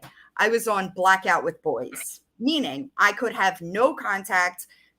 I was not able to speak to boys in any way, shape, or form, right? Now, if you think about it, your teenage years, like that's when you learn healthy, dating, like communication and etiquette, just everything. Yeah. Which I don't unhealthy relationships with men. Who's that? You know what I mean? Like that's all the ripple effects are so there's too many to name, right? And it's not even that. It takes a lot of time to pinpoint where it all comes from, right? But 99% of my issues stem from that place. Well, yeah, because that's the informative years. So everything that you would have learned in that age, healthy relationships, whether it male or female, adult, right, peers, right, healthy communication. All of that was affected. Everything, all of it. And I had, right? Like that's the crazy thing is that like I had a long-term boyfriend at that time, right? I had very good friends that had been in my life for years at that point in time. Like it's just that my mom had she worked a lot and I was just bored, right? And I was just going with my friends doing what they were doing. I wasn't thinking that, oh, well, this, you know what I mean? Like I don't think that anybody really does at that age. That age or hormones are ruling the world. Right. I mean, like, you're telling me I'm a whore because I had eye contact with a boy that I don't even know. And I have a boyfriend at home for over 2 years at that point in time. What? You know what I'm saying? But they did. The owner, especially the Tony, he was really like, he would just stand in girls' faces and scream at them. And he was like this short little Greek man, right? Scream at them, talk to him about the sex, talking to teenagers about the sex that he has with his wife, like just super inappropriate conversations all over the place. Nobody thinking, maybe I shouldn't say this in front of a room of children, right? Like, because to them, we were all alcoholic drug addicts that were super promiscuous and used our bodies to get what we want. Huh? Like, just because Linda was a hooker for 40 years doesn't mean that that's what we're going to do. Right. You know what I'm saying? Like, it was very projective, too. A lot of the things that they said were super projective, meaning that's what they were doing, or that's what, you know what I'm saying? Yeah. Because I don't think that, like, I don't know. I think that if I was living, somebody sent me a DM on Reddit recently. They said, Lord, y'all have a Reddit thread too? I'm sorry? Y'all have a Reddit thread too? Yeah, we have a Reddit. Well, I have both. Have I have to go- Reddit. I have Reddits about me. I'll have and to then go I have find Reddits it. that I have Reddits about me, like literally dedicated to me. And then I have Reddits that are like Reddits that I actually participate and look at because, you know, somebody sent me a DM on Reddit that they are from Hancock and that his sister, he's like, I knew that something weird was going on at that school. His sister had picked up a runaway and drove the runaway to, I'm trying to pull it up so that way it's easier, right? He said, I just watched a podcast on YouTube yesterday about the family school. I grew up about a mile from there, but I went to public school in Hancock. We always heard the horror stories about what went on there, but those involved always denied it. I think it's also super important to mention that the owners of the school are really respected in their community for now, right? We always heard, I'm sorry, I read that. We used to ride our four-wheelers up past the school and would see the kids out there working. My dad and sister tried to help out a few runaways by giving them rides into town since it would be like a 7-mile hike, but I'm sure they didn't get much further than that. I'm sorry you had to go through that experience, and I'm glad the place is shut down. And it's Okay, like, so I just pulled up the census. I'm sorry. Go ahead. No, never mind. Go ahead. I'm going to pull it up. yeah, no, he finished. That was it. But it's crazy how they knew, right? Like, When we're talking small town, guys. oh, it's Okay. small. Mm-hmm. The 2020 census, Mm-hmm. 908. Mm-hmm. It is a super small I town. live in a very small town here in Texas. Oh, do you? Yes, there's 1,218 Oh, so it's smaller. people here. I say 18 because we moved here. When I saw the population sign, I'm like, oh look, we added 2. Like we have a Dairy Queen and a Sonic, woo, and a grocery store and a Tractor Supply and like 2 other hardware stores because we're country. Yeah. This town is smaller than we are. It is super small. Super small. The Like owners, 908 people in 2020. the That's insanely small. the owners opened up a movie theater with the money that they made from Oh well, of course. yeah. Their reviews aren't doing so good, I hear. We're trying to, yeah, because like here's the thing. Could you words? could you patron a business knowing that they had their hands in abuse? I don't have a clue why their ratings dropped in the last 2 days. I wouldn't know. I wouldn't know. No clue. But No clue. I won't have a clue when they licensed clinical social workers lose their licenses either, right? Me either. I mean, who would think it? I mean, you know what? If you're, here's what I'm gonna say publicly on YouTube and on Mosaic TV. If you were a part of the Hancock School, the Family Foundation, and whatever the other name is, it's called now or was called, and you have a license of any validity, you might want to go and spill the beans, bitch, because that's.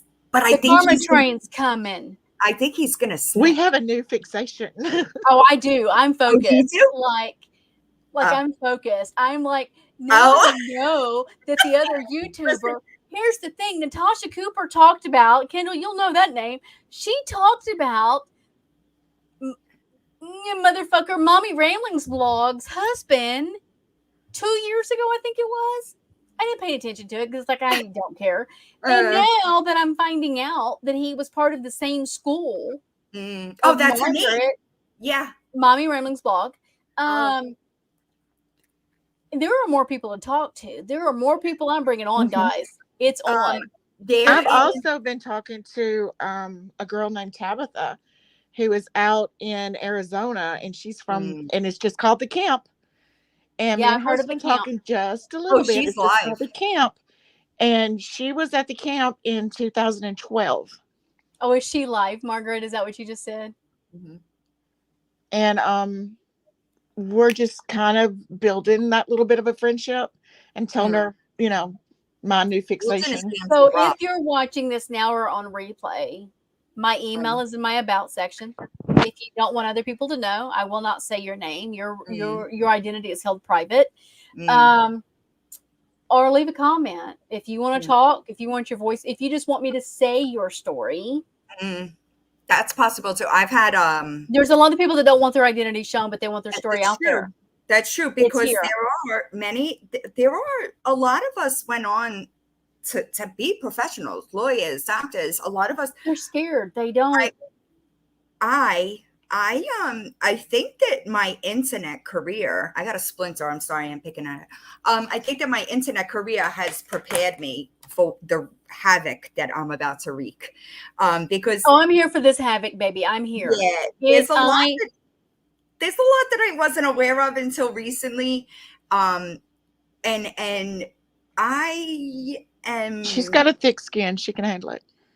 Oh yeah, they don't bother me. You should check out my Reddit. I'll plug it for you. Yeah, so I'm going. I'm going to be checking out maybe the Reddit. You could get some views, you know. Come on, baby, come with it. I don't really give a shit, to be completely honest. I love it when they come with hate. Look, I've been doing this for a few years, and I am a small channel. I'm not going to lie, but I bring it. I mean, here's the thing: if you were a creep, you know what I mean. Your days are numbered. I've come to the conclusion that a vast majority of people that are on TikTok, I'll just use TikTok as an example. Look, right? TikTok is this. It's toxic. They have like no self-awareness, no shame. They don't have like the embarrassment emoji in their phone at all. You know what I'm saying? Like they don't know what that is. And I am probably going to go troll her live a little bit. Well, there you go. So we're going to take a pause real quick, and I am going to let the people on Mosaic TV that are watching this live know if you'd like to come finish joining the conversation, come join us over on YouTube at Uncorked with Brandy. But we're going to go ahead and end this now for you guys, and we're going to continue the conversation, and it's probably going to be God knows what. It's going to be talk. So come join us and have some fun, and y'all have a good night. Good night. Good night.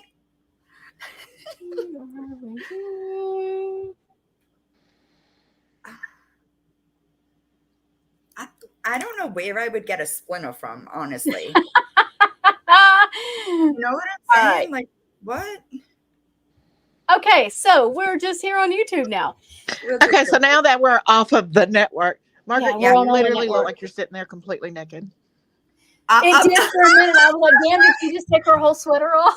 Yeah, it's like, because your tank top is only the color of your skin. Because I was adjusting myself. I started to text you, and then I didn't want to make it obvious. Like, you look naked. I wouldn't have said it. I wouldn't have seen it.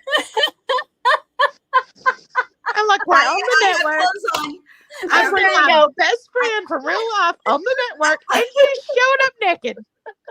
I absolutely did change from jeans to sweatpants because I was like, this is like, I'm usually sleeping in like 8 o'clock.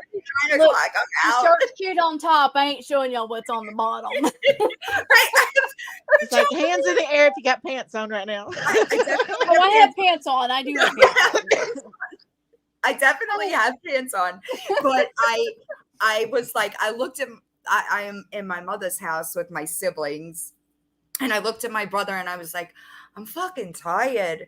And it was like 15-20 minutes before I was supposed to be here. And I was like, maybe I should put my pajama pants on so that I'm like almost ready for bed. You know what I mean? So I put pajamas on beforehand, but I was wearing a sweater, and I was like, I don't get nervous on internet. Like, I just don't get nervous. I don't know. But this live, I was like, I'm nervous. Like, I don't know why. I just was. So I had to take it off. I was like dying, and it's like pouring out. So I should have just opened the window, but I didn't think I've about had it. people DM me all week and like, is this your real best friend? Like in real life? Like, you know her like in real, and then she takes the sweater off. I'm like, oh no. Yeah. Sorry. I really don't. Take it. Yeah. Be grateful I'm in Jersey and not in Florida, because you probably see even less, you know? My bad. I didn't even think about it. It's Because just I'm in color. Southeast I'm Texas. used to you in tank tops. We It's had just the like this color. biggest ass rainstorm yesterday, night before last, whatever the fuck that was, and It like has been 12 crazy inches here. of rain in 5 hours. Everything's been Oh, flooded. wow.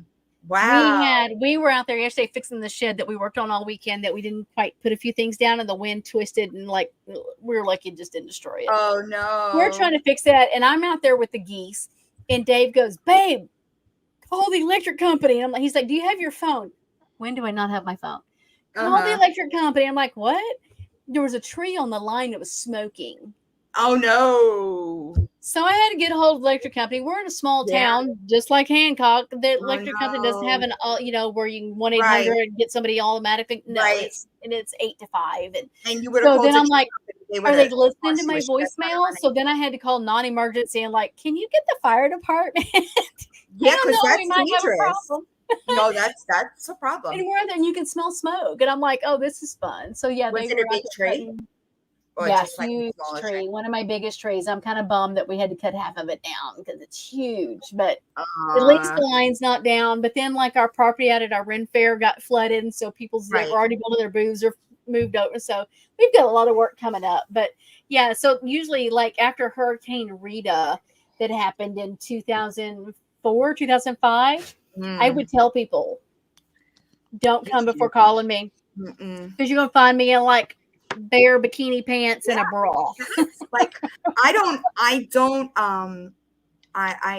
well, I'm normally in Florida, but I'm always in like tank, like maybe if it's a tank top, right? And you know what? I was super upset today because Hippie Holly was wearing the same shirt as I was.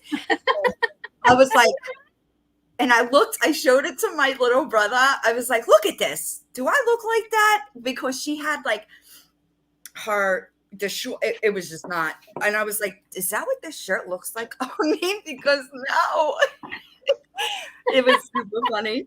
But yeah, no, I learned a long time ago, because Florida, right? Trees, if you're going to buy a property and you live anywhere near where hurricanes come, you need roof clearance, right? Because hurricanes, people think that it's the wind. It's not the wind. It's the roots get saturated. And that's what, because, we're right here at the edge of Louisiana. So we're Hurricane Alley. Yeah. We had Katrina victims, and then Rita hit.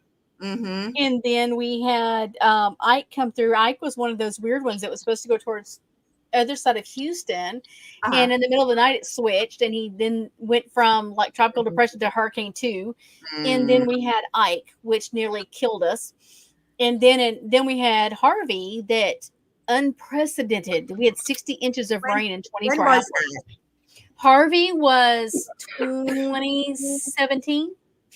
No, it was after that. I went to Louisiana, I want to say 2021 for tree work, because that's what tree companies do. We had Hurricane Laura. Yeah. We had Hurricane Laura in 2020. August of 2020 was Hurricane Laura that went through Louisiana. It was the first. I'm sorry. Let me go back. It was 2021 that I went to Louisiana. My ex was in Louisiana in 2020, but they make a killing. That's why they go. Tree companies always go. Yeah. Yeah, my because brother is a lineman, so he follows the oof, storms. They absolutely. And it's definitely I was recently looking at some properties for purchase in Florida. And if I see a tree on the property, like anywhere near any type of structure, it's a hard pass because it's going to cost me $7,000 to remove that motherfucker. oh So, yeah. Oh yeah. Yeah, yeah, we moved in the spot we moved in. It's a little bit better on the hurricanes depending on how they come through. We're a little bit further inland. right. I mean, like if you buy a mobile home, you don't have to have the wind zone 2. There's some things that benefit us some, but we're Right, still right. getting the shit. I mean, and I'm in a flood zone. When I bought this, it said 100-year floodplain. So I looked that up. I'm like, what does this mean? I'm like, oh, it's fine. Oh yeah, no. They built a new subdivision over about a mile out. All of their water comes to us. Oh, This yeah. other area, all their water comes to us. And then there's Oh, a creek back no. here, everybody filled up. So everything comes through my spot. No. I'll So, be yeah. honest, I didn't think about hurricanes, honestly. I moved to Florida, and I moved onto Atlantic Avenue, and my neighbors were talking to me about hurricanes, and I was like, You don't understand it if you I live didn't there. even think about it, and moved on the beach, like on the Atlantic. What? Yeah, I grew up in the Corpus Christi area, which is further south from where I'm at Right. now. So hurricanes were that's what I grew up with. Right. Yeah. So for us here, it's normal. We know come June we start packing. You have your water, your batteries, your essentials to make it through. We just go with it. And when the pandemic hit, we were in West Texas, and I go to the store. I'm like, why is everybody panicking and buying all the toilet paper? I didn't understand it. And I'm like, yeah, you can tell these people do not live in Hurricane Alley because we prepare, like we've got toilet paper and water. So we're prepared for. I learned the hard way. Yeah. Y'all can keep y'all's hot states. No. What, baby? Y'all can keep y'all's hot states. I don't want Texas, or I've tried to get M to come to Tennessee. Just move here. Just when you after you take care of your siblings and you get all of mom's stuff handled, just come to Tennessee. Nope. She's got to be on the beach. Yeah, but do you know how cold it gets in your area, baby? I lived in Nashville. Well, in Clarksville. Do you know how hot, baby, it gets in your area? Yes, it does. Because I die every summer. I don't care.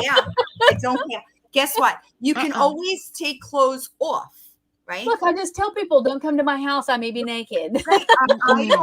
I've always been more of a heat type person. Like, I feel like, yes, I am a New Yorker, right? But I feel like my soul feels like I was born in the wrong place, right? Because I do not, and I'll be honest, I used to think I have like severe back problems, right? And I used to think it was a myth that people would be like, oh, the warm weather, it does. And I moved to Florida, and let me tell you something. I've been here almost a year in May, right? I haven't had this much back pain in years. It's been the humidity. It's the humidity. To the point where I get up sometimes and like I can't get out of the bed to feed the goddamn animals, right? Well, I was diagnosed 2 years ago with ankylosing spondylitis, which is an autoimmune disease, which is inflammation in your SI joints. And I spent 8 months not walking in 2022 because of the pain. Yeah. And it's the humidity doesn't help. It's like, I don't know what it is, but it's different. Like, and I used to, like, I was one of those people that were like, I don't think that that's real, you know? But I have no thyroid. I had my thyroid removed because of cancer. So I also don't regulate in the winter. So I can't handle any temperature. I need to be like in Hawaii where it's like perfect weather all the time. Wait, Hawaii, my brother was stationed in the Army. It's just the cost of living is it's outrageous. Yeah. I was talking to my daughter about my son. I used to be this way where like I couldn't see myself living anywhere else. I was going to live on Staten Island until the day I died, right? Every time I have to drive on Staten Island, my body gets so tense from the traffic, right? My son at least, is very much so, I'm never leaving New York, right? I saw a video the other day on my TikTok. I follow like realtors from the city. There was an apartment it was a beautiful apartment, but it was $6,900 a month. The size of your closet. Yeah. About that, do you know that in New York City there are now apartments that are the size of your closet? You have no private bathroom and you have no private kitchen, and they are $5,000 a month. What the hell is wrong with these people? My son is moving to Alaska in January, and I'm going with him. Yeah, He's been trying to get me to go to Texas. I'm like, son, no, I will Yeah, not move to Texas. But with see, you. you can come to Texas and be close Right. to me. Wait, why would Yeah, you? but it's hot where you're at. I am It's not a the hot kind of weather. girl. Yeah, But up in No. Arlington, it's not that bad if But that's where you're Alaska's looking. His freezing. neighbor is telling him that within another couple of months it'll be 100 degrees in the middle of the night. It will. Well, yeah. Well, Yeah. no, no. But It was I am 80 all degrees for, today. That's what you got air I'm conditioning all for living for. off the land. I'm all for the Alaska They now stuff have and these chopping little down neck wood. fans. They have these little neck fans Right. you can wear that blow the cold air. There's always something you could do, but like, I'll trade my poodles for huskies. I mean, I am ready for Alaska, but you will not get me to live in these hot states. listen, No. Alaska is I have beautiful. choices. It is gorgeous. My aunt and my cousins took a trip to Alaska last year, and the pictures were just breathtaking, right? I loved Washington State. But the cold, so gorgeous. He's going to be running the pipeline, oil Yeah. for the pipelines. Yeah, Mhm. my mom moved to South Dakota, which we're moving her home this summer.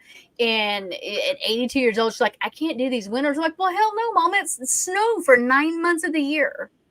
Like, no, I like snow. I do like snow. I love it when it I like snows. to I look get all at it. excited and I want to play in it.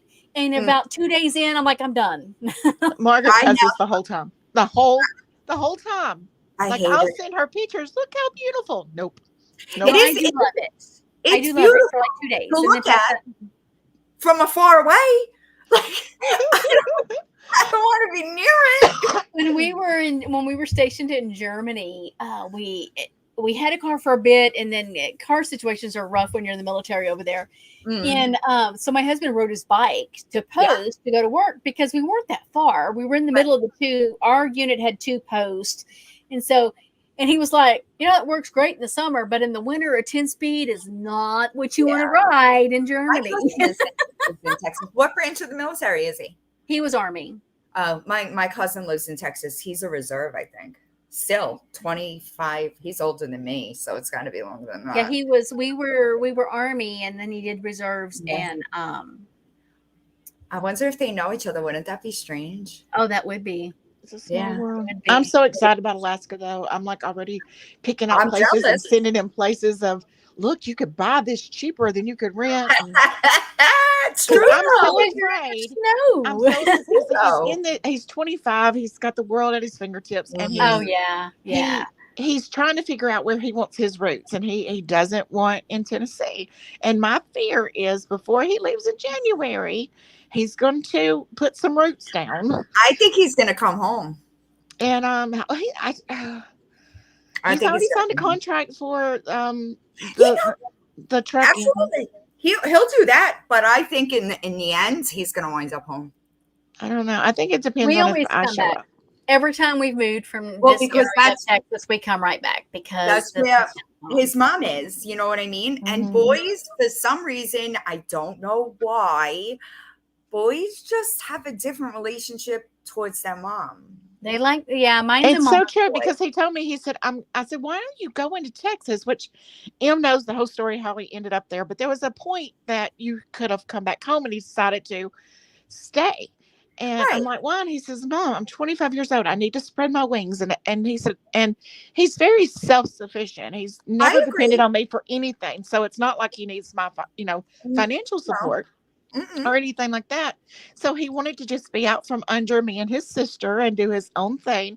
And he Mhm. wanted to just, I guess, have something that we don't know every movie makes. Guess who has to be on the phone every day for at least 2 hours a day, still hearing every little thing that he does and says and sees, and Right, but and then that's why. he's like, I seen this Ice Road Trucker thing. I said, you are not doing the Ice Road Trucker, not like the TV version of Ice Road Truckers. Are you crazy? No. So he started checking into things, and he would send me stuff. And there's a whole other side of it where it's not as deadly as what you see on TV. And it's 3 times the money he's making now. So he found out, and he contacted them, and a lot went into it. So then he calls me, and he's like, I signed the contract. And I'm like, sign what contract? He says, January the 1st. He says, they are paying for my move to Alaska. And I'm like, are you just filling me out to see if I'm just going to like shit a brick?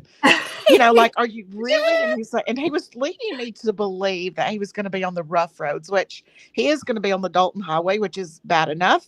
But he's like, you're going to go, right? You told me if I would get out of the hot states that you would go where I'm at.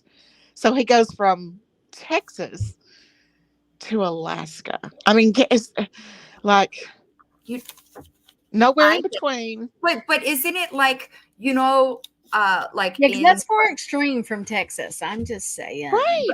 That's true. But you know how like in professions you have like challenges, right? Like almost like a bucket list of things that you want to do or see before you know what I mean? Maybe that's what it is. He just wants to check that box off, When mine was Chris was like 21, and he was like, hey, Mom, so I have a friend that's over in Germany, and we've been invited to go to Germany and do this whole thing, and we're going to live with, I'm like panicking. Yeah. Because that's the baby. Yeah. My only son. This one's my baby. And I'm like, that's a foreign country, dude. I live there. I know the trouble you can get into in Germany. Yeah, that's a tough one. My daughter, her first semester of college was rough, right? That poor baby got COVID every time she turned around. Every time she goes back. She come home, visit mom, go back and get COVID. Every time. This poor child. But her first semester was really rough, and I didn't know. I had several conversations with my ex-husband, like, how long should we give her to adjust? Like, what if she doesn't? Like, what if this pushes her into a depression, right? Like, because that's a very real thing, and she loves it now. She was talking to me about starting a new. Where'd she go? I don't know. She's got it open, so she'll have to pop back in. Yeah, it's hers, right? Yeah, it's not mine. She's trying to start a new chapter of a sorority at her school. Is she really? Yeah, she was excited about it, and I was like, I don't necessarily, I don't really get it. So she was like, but that means that I would be the founder in this location or something. We were talking about it right before. That is such your child. Mm-hmm. Such your child. You know what's so crazy about it is they both are, but on opposite things, right? Like where my son is like more like. Brandy said she'll be right back. Oh, okay. My son, like he's more outwardly like fuck you, like outspoken. But my daughter is more reserved in that way, but driven. Like, you know what? I don't know, but it's weird how I see it in both of them. I see you in both of them. Right. Like that's what's so weird, and they are nothing alike. So like, no, absolutely not. Right. Like it's so weird to me how like they both have different qualities of mine, but opposite sides. I don't know how I'm going to do about with Chase though, with the Dalton Highway. I've been doing all the research on it. He's done signed the contract now. I mean, they're moving him from Texas. Why drive yourself crazy and make yourself worry? He's going to go anyway. I know. It's just, I told him, I was like, I mean, I get he thinks that he's just the best there is at what he does, right? But you still are a baby at what you do. You've got 6 years under your belt. This should be for experience of people that's 15 and 20 years under their belt at what you do. Right. But they took him, and I said, just because they took you, that to me is even more scary. Is there a period, like, is that like you should do this with X amount of experience? Is that right? Well, it seems like there used to be. You do have to be at least 25 years of age. But there used to be certain highways, certain companies, you do have to have a lot more experience. You also have to prove that you've got the experience to drive in that type of weather. So to get where he wants to be, he's got to start there to get that ice road experience. Right. But That it's makes still a sense. deadly highway. Right, but if you think about it, all highways are deadly highways, I right? mean, this to see the edges of the road is every 50 feet.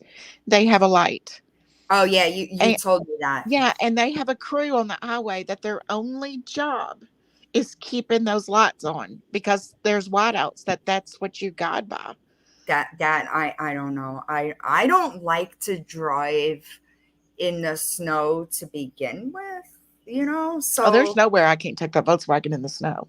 I mean, you would be right. amazed at the places I've taken that Volkswagen I can and the listen, trucks. I But can drive in the snow if like I have to, right? But I'm not a fan. It makes me nervous. And I don't really mind driving, right? Like I'm super grateful that I got my license fixed. That was one of the things that my mom was adamant about.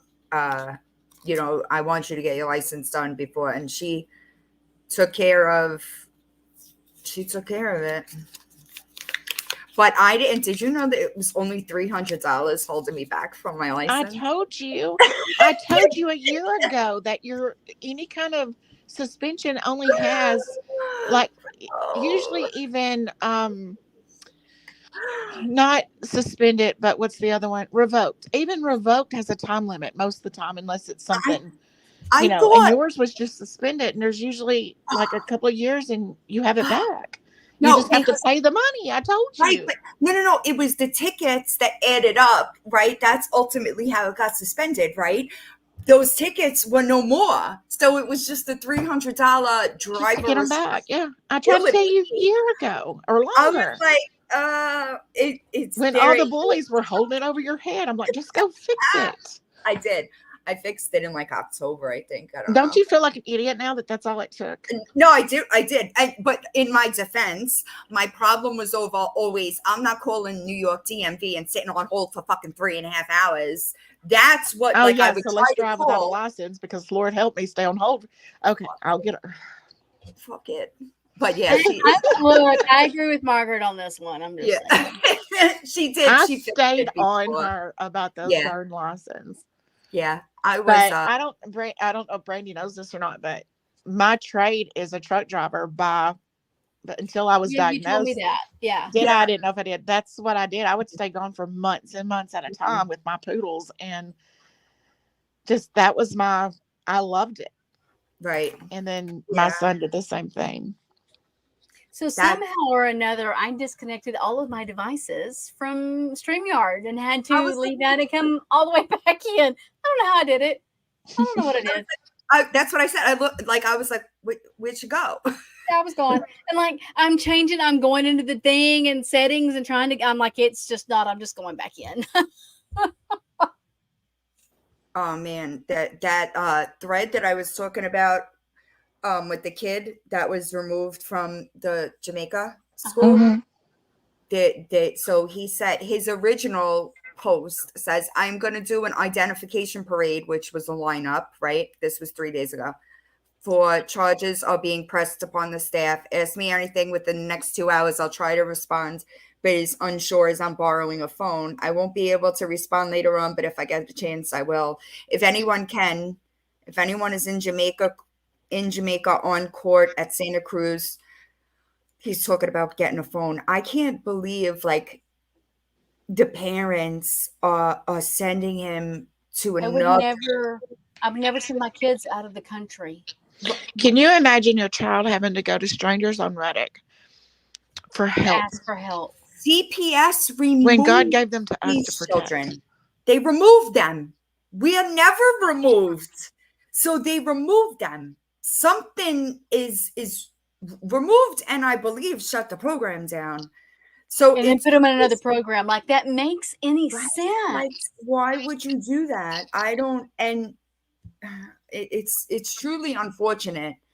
One of them was charged, but the kid is on Reddit literally begging for help.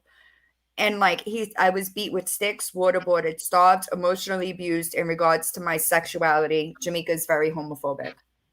So But, like- basically, we have schools that are going back to the old school of, when kids would come out as being lesbian or gay, they would send them to these programs. These Christian to schools, fix they'll pray it out of them. Christian schools to fix their sexuality. It's such a, and that's Sexuality the thing. reform or whatever it was called. So we still have that happening now Oh, yeah. in Imagine. 2024. It's crazy. It's getting worse.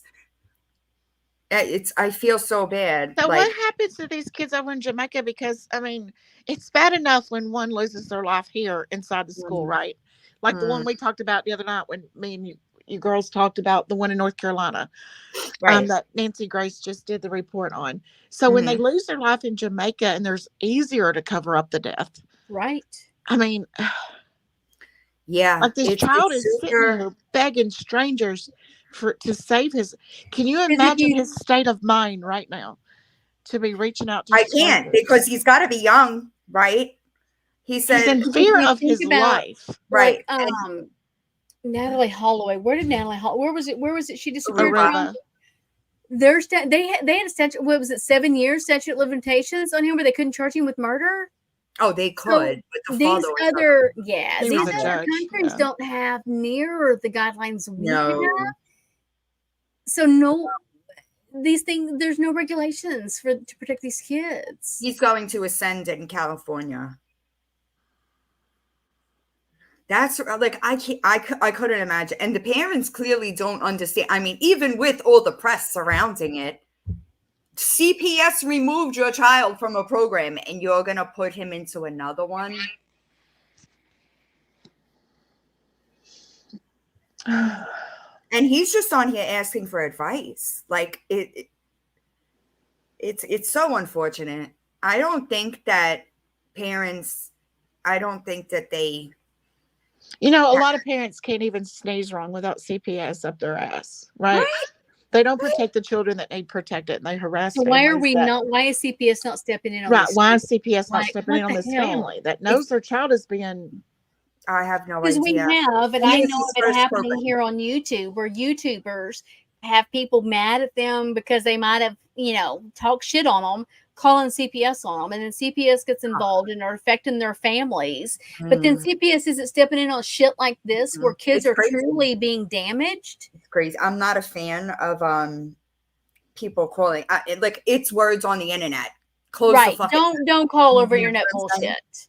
I don't ever understand, because there are too many kids being lost in the system, right? And CPS is a broken system. It is broken. But at the same time, if like that was like something we dreamed about in these programs, like we dreamed somebody would come and rescue us. Like, how could this go on? Because it is so out of the realm of possibility that there are places like this that exist, right? And they came and they took these kids out of the program, and then I want to send to another program. It's fine. How about these kids whose parents allow them to be kidnapped out of their own beds? That is a lot. The security of your own home. It is a thing. It is a thing. It was popular. I'm sorry. There were kids that I was with that were. It's escorted. Good night, Ellen Dragon. I know we've gone longer than I usually go, guys. Thank you so much for sticking it out. Yeah, thank you. They're escorted, right? Essentially woken up in the middle of the night, sometimes drugged and transported across state lines. Those companies shouldn't exist either. Somebody asked a while ago, down the rabbit hole, had asked, anytime medication like that was given, like any kind of injection, was it a nurse that did it or anybody? Do you know? No injections, but no. Our meds were given out. I never knew of you telling me that anybody got injections. No. So with the transport, that's a little bit different. That is a different organization, basically. Yeah, no. I don't remember anybody getting injections. This girl that I'm talking to, she said that they have pill call, and what she described to me, and she goes by Tabitha, but that's not her name. She doesn't want her real name out there. What she described to me is what you would see like in movies, or if somebody is 5150, where they give you your medication, you have to raise your tongue and all that. Like I guess like you do in jail if somebody gave you medication. And Yeah. she said, but they were so sloppy with it that they would just say, okay, you get a blue one, you get a white one, you get a yellow one. And she said, you never knew what you were getting because the people that were giving them the medication thought it would be funny. And she was telling me this whole story, how they thought it would be funny To to make give something some up. kid Ritalin when he wasn't supposed to get Ritalin. And the kid was trying to fight them, saying, I don't get the white pill, I get the blue pill. And Oh they wow. made him take the white pill. She says this whole story about them playing with the medication. That's scary. So there was that, it was exactly like a line. They had, so when I was there, I don't know about after, but when I was there, it was family one. There was like a med closet, right?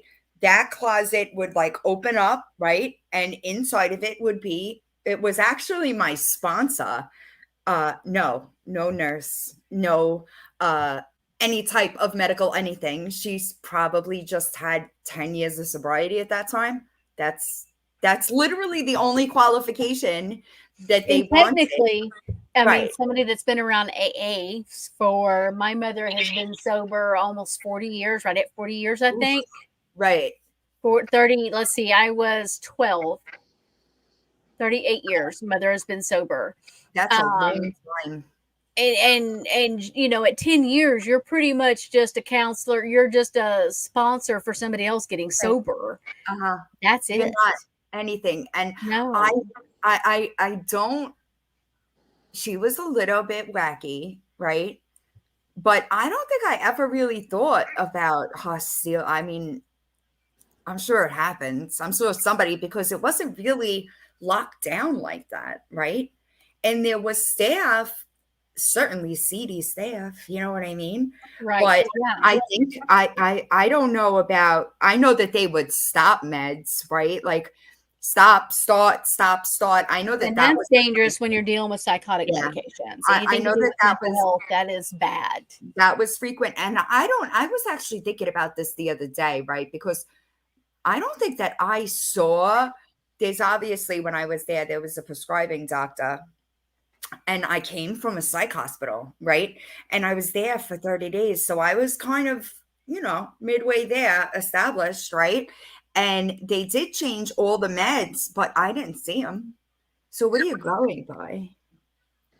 She said that they put this boy on a 3-day wake up, that they, every time he would go to sleep, they'd wake him up and they would give him the blue pill, which I guess was supposed to be like Ritalin, Right. that they would give it to him, and that they made him stay awake for 3 days because he tried to run away. And Oh, that yeah. before he tried to run away, or he did try to run away the first time, they caught him planning to run away. So they Oh, put yeah. him in a chair out in what she describes as a big open place in the desert, and that he was in fear of coyotes killing him. Oh my Yeah. God. And that the second Wilderness time that he programs are rough. actually ran away and they caught him, they put him on a 3-day wake up thing and fed him the blue pill, which sounds like, doesn't even sound real, right? But that they would give him the blue pill at med call, and every time he would fall asleep, they'd wake him up till he was just in a state of Well, and that's the thing is, craze. anybody dealing with mental health issues will tell you the first rule of thumb is sleep. You have to get the right amount of sleep. You know who sent their son to a wilderness camp? Ruby Frankie. Yes, she did. She sure did. I don't know. I think the wilderness camp might have been better than her home or her friend's Right? I would like to hear his comparison, Yeah. I do think that those kids deserve privacy, but I would. I've got I had a friend send me the file, so I have the file on that case, and I've been looking at it, and it is hard. One thing that I am super sensitive with, like, if you don't want a kid, put it up for adoption. And there's just people that aren't meant to be mothers. Right. I agree. There's people that aren't meant to be mothers. And there are a few people, social media personalities that have said, I was never meant to be a mother. I didn't ever want to be a mother. I didn't. And you know what? Kudos to you for knowing that. Right. But kudos, because just because we're women and can have children, right, does not mean that we should. I just think there are so many women that would make great mothers that can't, right? And they would be great mothers. So why do we have these women? I am not a fan of, like, influencers that use their children. Like that kid can't consent, right? And like I think it's shitty to use your kid for money, right? Mhm. Like My future daughter-in-law, she's pregnant and due in July, and she said, "Mom," so she was text me and my other daughter and our little texter, and she's like, "Okay, I love you too, Mom, and I love you, Katie, but I do not want this, and this ever done with my child." And I'm like, right. "Who would do that?" Like it was naked pictures and things like that. I'm like we all took pictures of our kids' little butts when they were little, Right. But you don't can't even do that post it anymore. on social media. You can't do that No. anymore. No, And she was like, she told me about this one influencer, and I'm like, I've never heard of him. So I went and looked him up on TikTok, and I'm like, so all I was seeing, she might have seen, there might have been things removed that I had not seen, but then it was like, I said, okay, so I can see where they're coming from. They're trying to be like the Kardashians and that other, I can't think of what her name is, the young teenager that kind of made her name. She was on Dancing with the Stars. Her and her sisters. JoJo Siwa? Maybe. Honey Boo Boo? I dropped the thing I was fucking with. Is it JoJo Siwa? No, because she doesn't have kids. No, there was another one. Stars, well, and she's all over social media right now. There was another one, and she did like the dancing things and stuff, and that's kind of how she built her platform. Charlie D'Amelio. Yes. So now you have all of these other young women that are mamas with small children think that it's cute. Let's put our kids on there and let's make a name for ourselves. It's not okay. You listen to the kids that were in the child entertainment industry tell you how dangerous the industry is for your child. Gut wrenching. And I feel like I've always done the opposite, right? Like there's very few people even have pictures of my children. Same. Very, very few people. I have shared some and even some of my grandson, but he's older. Right. And now because of different things that I've watched happen, I'm being a little more cautious. But I told my daughter-in-law, I said, look, I'm not going to share what I don't have permission to share. For one thing, because it's not my child. That too, right? And there's just a level of respect that should be there. But there are certain things with our kids that don't need to be online. And people are fucking crazy. Even my adult children, I would not post. Same. My adult children. Adults, right? Like my kids are adults. I have kept them very. So, what do your kids say about this whole situation with the programs, the different schools? I don't know that it's something that they watched. I didn't check my text messages, but they were watching. I don't think that it's something that they really. They knew that I went to a boarding school and that it was abusive, but I don't think that. I think this might have been the most subject matter. How did it change your view on parenting? I was very. My kids they're a year apart, right? So they're super close, right?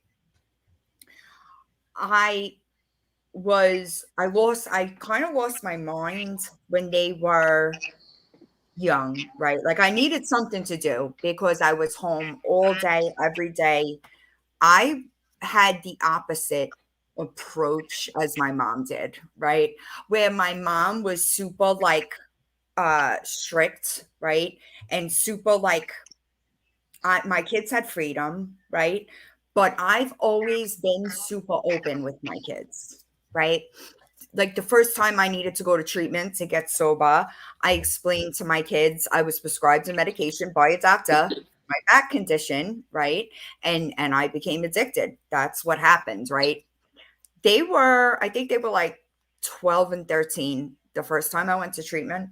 And I kind of used it as if you do drugs with your friends, addiction runs in your family, you're going to like it more because that's what your brain is tailored to.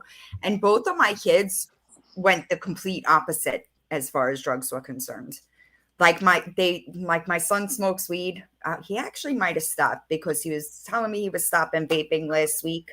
It was a rough for him for a while, but he was trying, so I did what I could. But my kids, I've always been like, we've always had like that open line of communication, right? But they were given freedom. They are also, like I was really spoiled. So I didn't want to do that with my kids, but I did.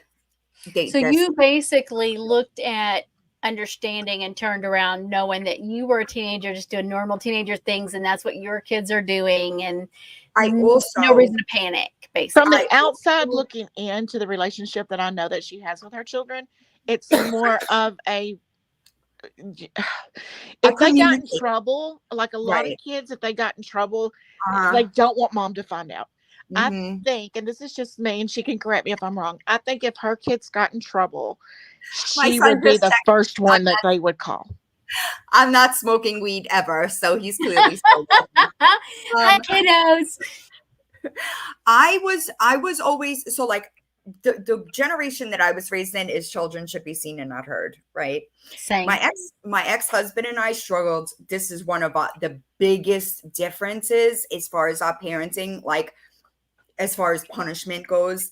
Like if my kids did something wrong, yeah, they got in trouble for it. But I always would like go and be like, listen, I don't want to, like, they need to understand the process of it, right? Like it's not just you're punished for a year. No, like I communicated more with my kids, where my ex-husband was just like, this is the way things are, and that's just how it's gonna be, right?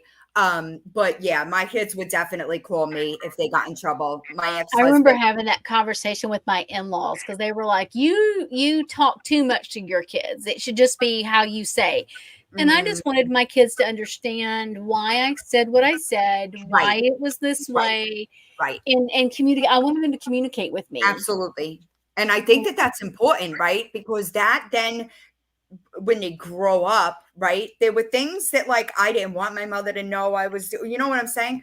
And I'm sure that my kids have those, right? I'm not My stupid. son, Our kids do, of course. my girls hid everything. My girls were funny, and my son, being the baby, Yeah, and a mama's boy, he was like, Yeah. "Look, what's mom gonna do? She's gonna bitch. yeah. If she asks, Right, I'm gonna tell her." So what are we gonna he do? wouldn't volunteer the information, Ugh. but if I Oh, asked him, M can tell you how I'll tell Chase. I don't need to know that. There's Well, just yes, I don't need to know that. But that's he like, is my best friend. Now, me and my daughter, I mm, love her to death. I mean, of she's, course. oh my gosh, but me and her are so much alike. We butt Yeah. heads.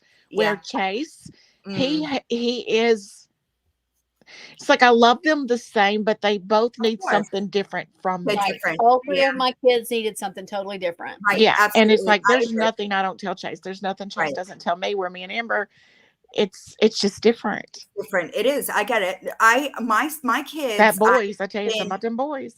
very I also used to tell them if you did something wrong, right? And I hear it from somebody else, you're going to be in more trouble. So you're better off telling me yourself, because yeah, you'll get in trouble, right? But if I find out on my own, then we're going to have a whole new problem. You know? I grew up in small town as well, and my boyfriend in high school, which was the one I was talking about earlier, that now has the family and all of that. Yeah. He was joking around in school one day about us getting married, and I'm like, I'm a fucking freshman. Can I like finish high school? Like at that point, I wanted to go to vet school. I wanted to be a vet, and I had all these goals, and so he's like going around, we're getting married, and blah blah blah blah blah blah blah. My stepmother worked at the city hall water Oh department. God. When I got home Yeah. at 3:30, we were 2 blocks from the school. I walked home. I'm like, oh, what is she doing home? I walk in the door, and that woman's sitting there smoking that cigarette, and she is pissed. And I'm like, what did I do? Yeah. And she is screaming at me. And I'm Yeah. like, I don't even know what I did right now. Yeah. And she was like, and you're getting married? And I said, who's getting married? She had heard at the water department, I was running away to get married. And I'm like, No. That gives a whole new meaning to the water cooler. yes, never Listen, happened. Staten Island is the same way. Staten Island And is so the same my way. kids, where they went to school, my husband graduated from. So either the teachers were Oh, his yeah. teachers, or Yep. they were people that graduated with him. Yeah. So everybody knew everybody. Yeah, that's how And- Staten Island was too. And so the kids knew they couldn't do shit because we would find out about it. Right. And so the girls always hid. The girls were funny, but Chris was just like, "No, just tell her." And Mom, if you just tell her, she's not going to be pissed. She's just going to talk to you about it. Right. And so there were different things that would happen, and it would be like, dude, like seriously, like Yeah, his I don't- girlfriend. I don't think that like I think that it's real. I personally think that it's better. Like I just finished, like I've been slacking because I've been moody, but like when my book comes out, right, there's a few things in the book that I should probably, Tell your kids beforehand. right, like so that they're not just like, what, you know what I mean? So I know that's got to be done, but I've been putting writing off, and I'm so close to being done, but I still been slacking big time.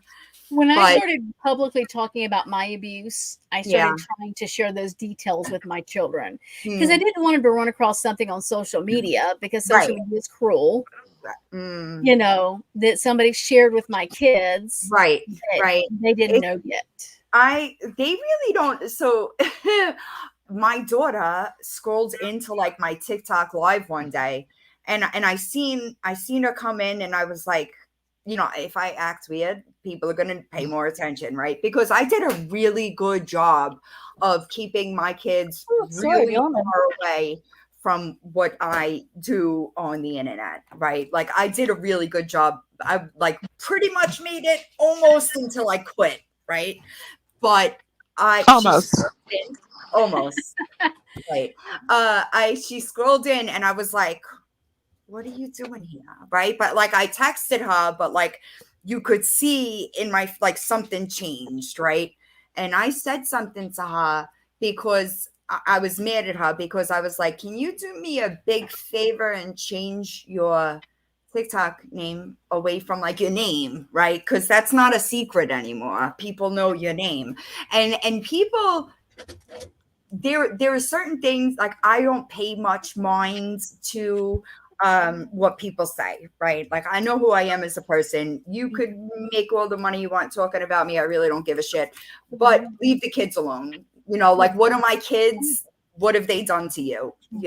Like I don't understand people that intentionally bring children into things. Because and I don't mean just children. I mean anybody's kids. If your kids, adult children are still children. Right. If your kid is 42 years old and you start talking about them in an internet argument, you're still, if you got to resort to that, you lose the argument. You do. Yeah. It's the same as attacking looks. I don't care how much I hate somebody, or right, how much I'm even going to drag somebody for something that they've done. Right. Their children are completely off limits. Absolutely. And when I had Shafty chased off the internet, right?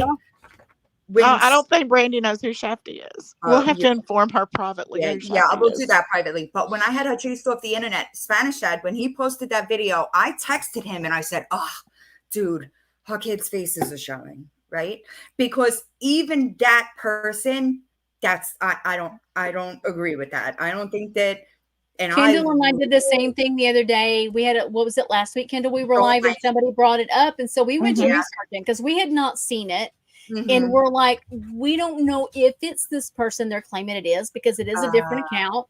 The person doesn't really answer us when we ask, but we both just comment on there. Look, the kid's face needs to be removed. Yeah, absolutely. Well, I actually went to the person and asked her, and she denied it. And I really don't believe it was her, just because of how just thinking back. When this lady attacked her, she thought it was someone else, and we're the ones that had to tell her who actually it was that attacked her. So is it on an anonymous page? So I remember, I really don't believe it was the person, and it's hard to say because I don't want to bring their names up. But yeah. I don't believe who posted the baby's picture is who the woman thought it was, and I have tried my best private messaging and messaging everyone. And we couldn't even find the account. Somebody that was watching sent it to me, and then I sent it to Kendall. I'm like, here's the one that they're talking about. And it's the baby's picture like 2 or 3 times in the video. And I'm like, you could have blurred that. You could have been still active. Maybe the person's just signed into another account, so they're not seeing your DMs. See, it's hard to tell. They haven't posted anything new that I haven't seen them even update anything or even comment back to us. But that's what it is. That's a throwaway account they made to troll somebody, and it's sad because there's the baby's picture, and this is babies under 2. We're talking baby that shouldn't be up there. Has nothing to do with an internet beef. No. And I've Right. actually talked to that person privately, the Yeah. one who the baby belongs to. Mm-hmm. And without saying anything else, it's like me and her kind of come to an agreement about certain things. And I still just, the baby needs to come down. Yeah, It I'm does. not a It needs to fan. come I down. don't. It's Period. hard to talk without bringing Even people into it. people like there are people that She's not as bad as I I thought she was, even though I right, don't but agree with her even actions. even if there are people that literally think I'm like the devil incarnate, and I don't. There are certain things that like I just don't do. Right. Mhm. And that has always been a hard boundary for me, to the point where somebody that I stayed calling out for 3 years, right? I wouldn't even, I knew, right, that CPS was coming, right? I didn't have to lift a finger. So even that kid is off limits to me, and I'm not a fan, obviously, right? Mhm. But I just feel like kids are not, and I know it's a real problem on TikTok, because TikTok, you are able to create a ridiculous. I have banned 60 accounts myself, right? So She's not lying. That's why no, her name's Queen of being banned. right, you can continue to just create accounts, and there is no oversight about it, right? So you could literally just post whatever you want. And I was talking to somebody about this the other day, because when I first started, right, I would have 6 accounts at the same time, post the same video across all 6 accounts, right? That's probably why I lost so many accounts. But a video would come down on one account but stay up on another. So there was no rhyme or reason. Granted, that was 3 years ago.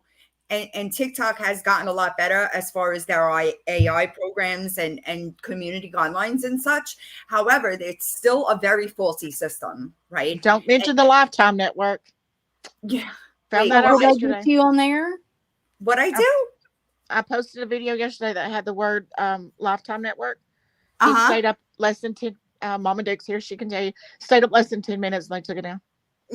So, but most I you gave a kids 10 step of how to become a Lifetime celebrity, a Lifetime Network celebrity. That one came down.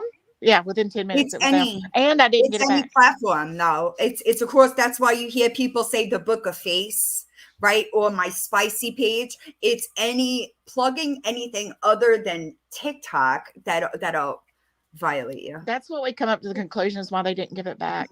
Yeah. Yeah, if 10 minutes. And it was just I have a 10-step how to I become have a an Lifetime agency Network that celebrity. protects me at this point. Oh, I have a friend on here on YouTube that she's a bigger channel, allegedly with Brittany J. I was one of her mods in the very beginning when she first became monetized, and we had a falling out. We had a pretty big beef. And even when we were fighting, she the one thing I would fuss at her when I was her friend was that her kids had a lot of access to her YouTube. They had they shared a YouTube account. So they would get on and they were watching kid videos, but it was still attached to her account.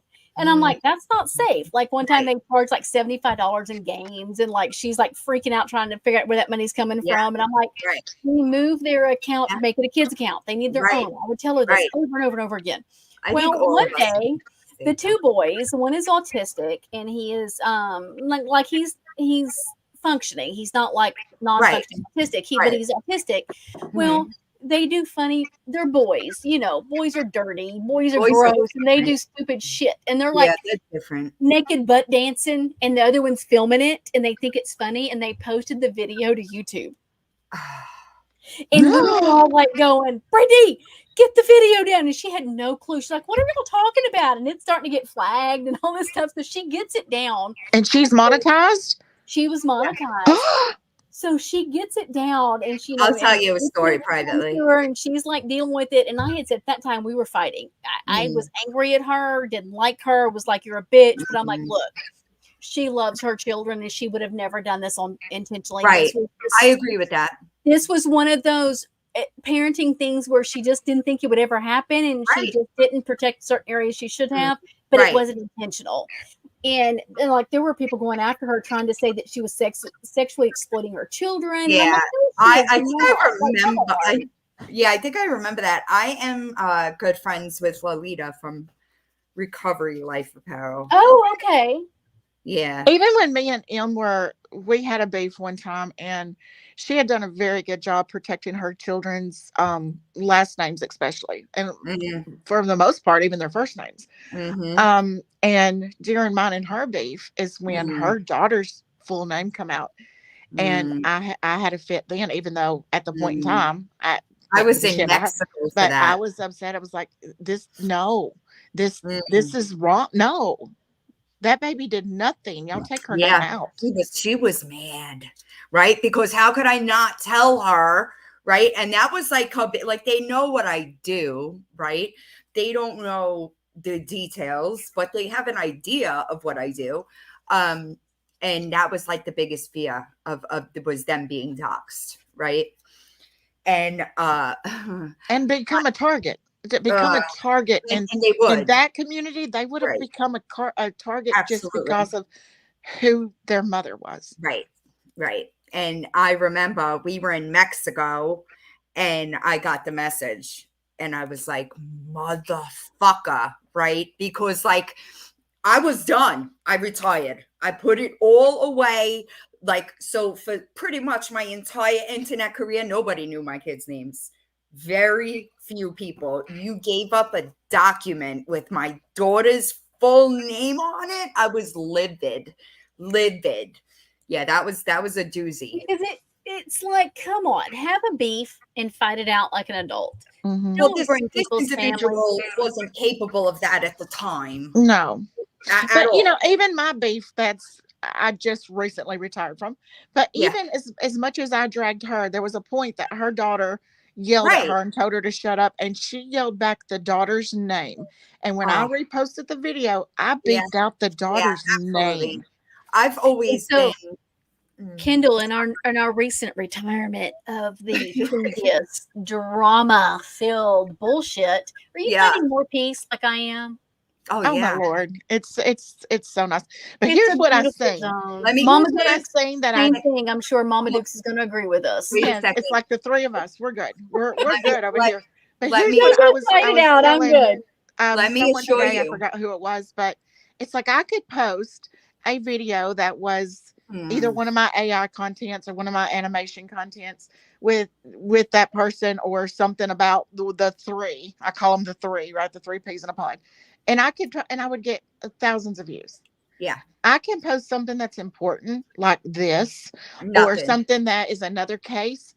I Uh-huh. won't even break a couple of hundred. Drama Yeah. sells. Drama is what brings the Yeah, views. we were That's just a talking fact. drama a couple weeks ago when we had Oh 130 yeah, in the chat, easy, and we easy. did decent tonight. We had, I Yeah. think, 27 at one point, and I'll take it Let, because the people will go watch it later. It's fine. I mean, if my right. moms, I had one mom Always. that was supposed to be here. I forgot to call her. Uh-oh. Big Um, thoughts. I'm Yeah, sorry, most of your honey. views comes from afterwards, but replays, absolutely. If there's anything that I know with 1000% certainty, people do not like when you retire, right? it doesn't And seem like they like that when you're just trying to do. Brandy had a mother own with a missing daughter, and we they, couldn't break 30 that night. listen, let me assure you, right? They they come up with that. This is my experience anyway, right? The more I ignore, the crazier their theories become, right? Because this becomes a very symbiotic relationship, right? Where, like, in my case anyway, certain people, right? Are they like the parasites? You're the host. Right, exactly. But they need, right? What happens if I start going back and forth with them? People rush over to see what they're saying, and it goes back and forth, right? Mm-hmm. So without me doing that, what do they have?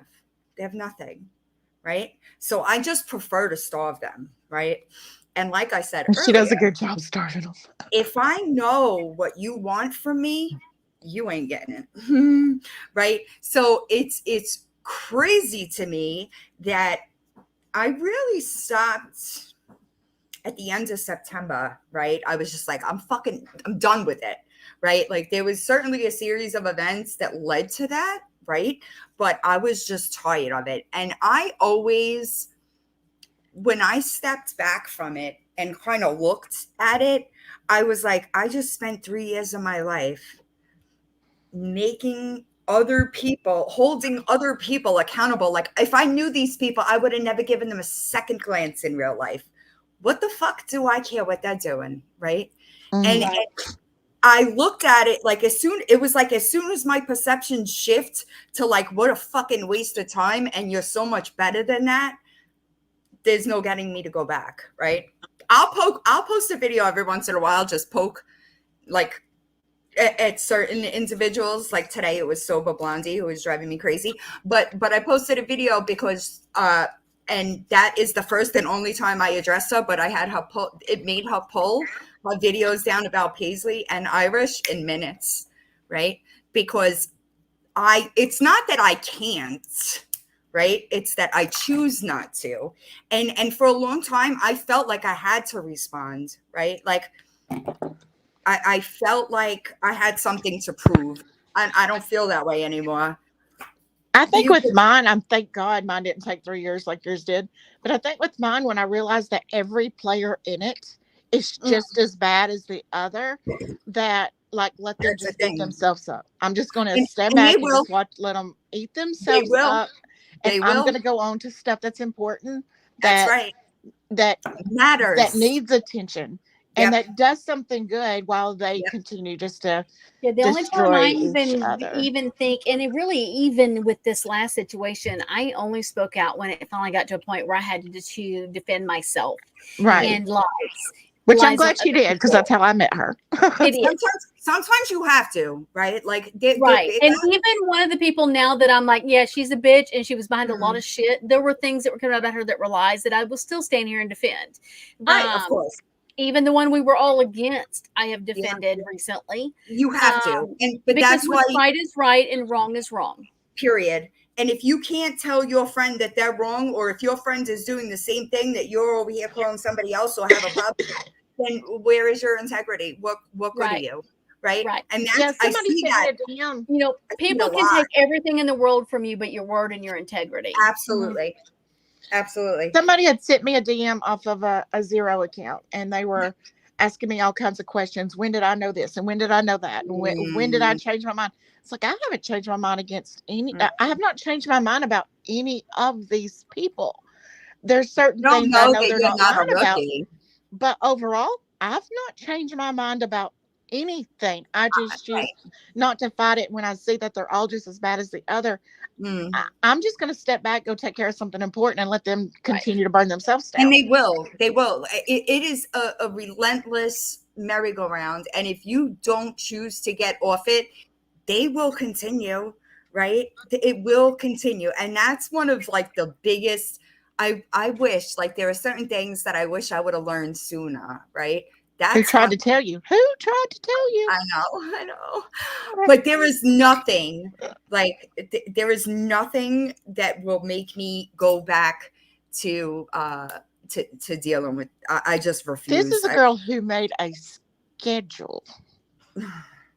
It was like in the beginning. It was like a job for her. It was a full-time I enjoyed my AI and my animation, everything I did. I enjoyed every minute of it because it's my passion. That's different. That's right. That's different. This was just, and a lot of it she was doing.